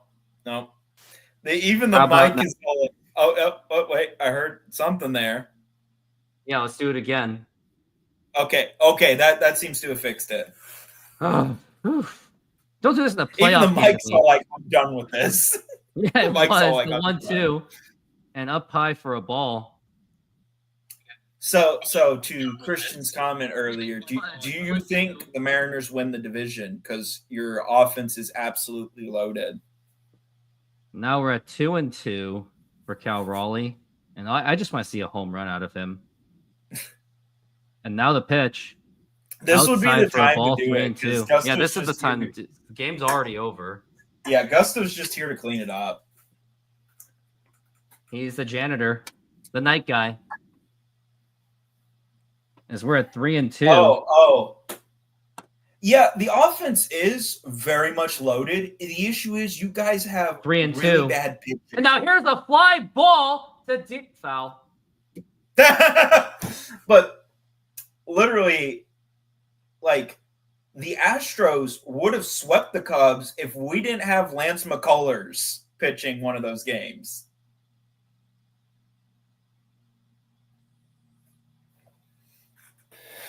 Now we're at 3-2 for Cal Raleigh. And now the pitch. And now here's a liner to right field. That's going to be a diving stop out Altuve, throw to first in time. But that's going to move J.P. Crawford to third base. But it may not even mean for much. And the thing is, while the Brewers don't nearly have the same explosive offense, their offense is very much solid. It gets the job done. But their pitching is way better. Now and here's so Randy I think Arozarena. if you're in this close of a race, eventually the problem of your pitching, if it is not addressed, will eventually wear down the Cubs. And I'm all like, pitch up high for a ball. Yeah, but the issue is that how many games have you had where you've done explosive offense, but then the other team has explosive offense at the same time, and it's not even a good team. You struggled against the Rockies, and it wasn't not for getting runs. You got billions of runs, but they got billions of runs as well. That says that there's an issue with your pitching there. Now we're at 2-0. And the pitch. And a foul ball. And that is strike one.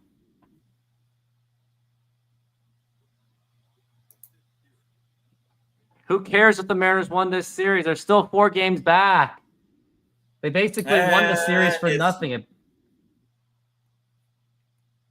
I did find it funny that now here's a fly ball to deep left field, and is that going to be enough? And nope. Taylor the Trammell. Ball game is over. Of course, death by Trammell. And the ball game is over. Julio's fly out was also to Trammell. Oh, it's okay. It's no. We got oppressed by the Marine layer in T-Mobile. It's not fair. It's not fair. Or no, wait. Oh, yeah, it was the Diamondbacks that also really, gave the Cubs issues. The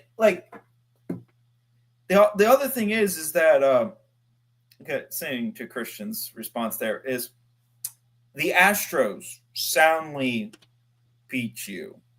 The only reason why you won that one game was Lance McCullers. Well, had Lance not been pitching, it was a sound sweep, and it wasn't even close. Well, on the other hand, I actually hate to say it, but I got to roll because things. I'm just playing baseball. I just got to roll. But everyone, thank you for being here. And Josh, thank you very much for being here. I'll be back on Monday for the Brewers game. And all I can say is go Mariners. Go Astros. Yeah. Ooh.